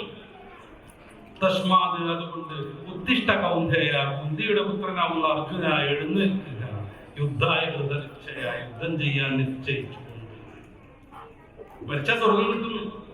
അതോ ആ പ്രാപ്സ്യസേ സ്വർഗം, മരണപ്പെട്ടാൽ സ്വർഗം കിട്ടും. 1917 കമ്മ്യൂണിസ്റ്റ് റഷ്യൻ വിപ്ലവം, റവല്യൂഷൻ, സ്വർഗം കിട്ടുന്നവരുണ്ടല്ലേ? ഈ ലോകത്ത് തന്നെ സ്വർഗം സൃഷ്ടിക്കാനാണ് പറഞ്ഞുകൊണ്ടിരുന്നത്. തോമസ് മോറിന്റെ ഉട്ടോപ്പിയ എന്ന നോവലിൽ നിന്ന് പ്രചോദനം ഉണ്ടായിട്ടാണ് കമ്മ്യൂണിസ്റ്റ് ഉണ്ടായത് എന്ന് ചരിത്രം പഠിച്ചവർക്കറിയാം. ഉട്ടോപ്പിയയുടെ അവസ്ഥ എന്തായിരുന്നു? ഉട്ടോപ്പസ് രാജാവ്, അവിടെ എല്ലാ സന്തോഷവും കളിയാടുന്ന ഒരു രാജ്യം. അദ്ദേഹം എല്ലാ സ്വത്തും ഗവൺമെന്റ് കൈകാര്യം ചെയ്യുന്നു, ജനങ്ങൾക്ക് സ്വകാര്യ സ്വത്തില്ല എന്ന് വരുന്നു. പക്ഷെ സുലഭമായി അവർ ജീവിച്ചുകൊണ്ടിരിക്കുന്നു. ഈ സ്വപ്നരാജ്യം സൃഷ്ടിക്കാനായിരുന്നു റഷ്യൻ റവല്യൂഷൻ നടന്നത്. എത്ര ലക്ഷം ആളുകൾ കൊല്ലപ്പെട്ടു. യുദ്ധം എന്ന് പറഞ്ഞാൽ സമ്പൂർണ്ണ വിനാശം എന്ന് വിചാരിച്ചിരുന്ന കാലത്താണ് മുഹമ്മദ് റസൂൽ യുദ്ധത്തിന് ചില നീതികൾ പറയുന്നത്. മുഖത്തടിക്കാൻ പറ്റില്ല, വൃദ്ധരെയും രോഗികളെയും പെണ്ണുങ്ങളെയും അതിക്രമിക്കാൻ പാടില്ല, കൃഷി നശിപ്പിക്കാൻ പാടില്ല, വീട് നശിപ്പിക്കാൻ പാടില്ല, ഇങ്ങോട്ട് വരുന്നവരെ മാത്രം മക്കളടിക്കണം. എല്ലാ പീഡനവും സഹിച്ച് മദീനയിലേക്ക് രാജ്യം വിട്ട് പിന്നെ ജിഗീഷുവായി അവിടെ നിന്ന് മടങ്ങി വരുമ്പോൾ ഒരു പ്രഖ്യാപനം നടത്തുന്നുണ്ട്. ആരെങ്കിലും അവനവന്റെ വീട്ടിൽ കയറിയിരുന്നാൽ അവൻ നിർഭയനാണ്, സുരക്ഷിതനാണ്. നിങ്ങളുടെ നേതാവാകുന്ന അബൂ സുഫിയാന്റെ കൊട്ടാര സദൃശ്യമാകുന്ന വീട്ടിൽ കയറിയിരുന്നോ, സുരക്ഷിതനാണ്, ഒരു പ്രശ്നം ഉണ്ടാവില്ല. ആരാണോ മസ്ജിദുൽ ഹറാമിൽ കയറി എതിർപ്പില്ലാതെ ജീവിക്കണതെങ്കിൽ അവനും വിശ്വസ്തനാണ്, നിർഭയനാണ്, ഒരു പ്രശ്നമില്ല. ആർക്കാ പ്രശ്നം? 13 കൊല്ലം പീഡനം നടത്തി നാട്ടിൽ നിന്ന് ഓടിച്ചവർക്ക് ഇപ്പോഴും എതിർക്കാൻ ശ്രമിക്കുകയാണെങ്കിൽ സ്വാഭാവികം ആ പ്രശ്നം അനുഭവിക്കേണ്ടത്. ഞാൻ അവസാനിപ്പിക്കുകയാണ്. ലോകത്തിന്റെ മാതൃകയായ ഗുരുവിനെയാണ് നമ്മൾ സംസാരിച്ചുകൊണ്ടിരിക്കുന്നത്. വിമർശകരിൽ നിന്ന് പഠിക്കാതെ റസൂലിന്റെ ഒറിജിനൽ സ്രോതസ്സിൽ നിന്ന് പഠിക്കാനും അവിടുത്തെ വേണ്ട വിധം ഉൾക്കൊള്ളാനും നമ്മൾ തയ്യാറാവുക. അതിനുള്ള പ്രചോദനമായി നമ്മുടെ ഈ യോഗം, ഈ സമ്മേളനം, ഈ മീലാദ് ഇഷ്കിന്റെ പ്രണയത്തിന്റെ ഈ ഒരു സംഗമം ആയിത്തീരട്ടെ എന്ന് ആത്മാർത്ഥമായി ആഗ്രഹിച്ച് പ്രാർത്ഥിച്ച് എന്നെ ശ്രമിച്ച എല്ലാവർക്കും നന്ദി പറഞ്ഞ് എന്നെ ഈ ഒരു ദൗത്യം ഏൽപ്പിച്ചു തന്ന ICF എന്ന പ്രവാസി സാമൂഹിക സാംസ്കാരിക രംഗത്തെ സജീവ സാന്നിധ്യമായ സംഘടനക്കും സംഘാടകർക്കും സന്തോഷത്തിൽ കലർന്ന നന്ദി അറിയിച്ച് ഞാൻ എൻ്റെ വാക്കുകൾ അവസാനിപ്പിക്കുന്നു. ഇൻഷാ അല്ലാഹ് പ്രാർത്ഥന നടത്താനും മറ്റു ചില പരിപാടികൾ കൂടെയുണ്ട്. അത് തീർന്നിട്ടേ പോകാമെന്ന് ഓർമ്മപ്പെടുത്തുന്നു. സ്വീകരിക്കുമാറാവട്ടെ. അൽഹംദുലില്ലാഹ്. അസ്സലാമു അലൈക്കും വറഹ്മത്തുള്ളാഹി.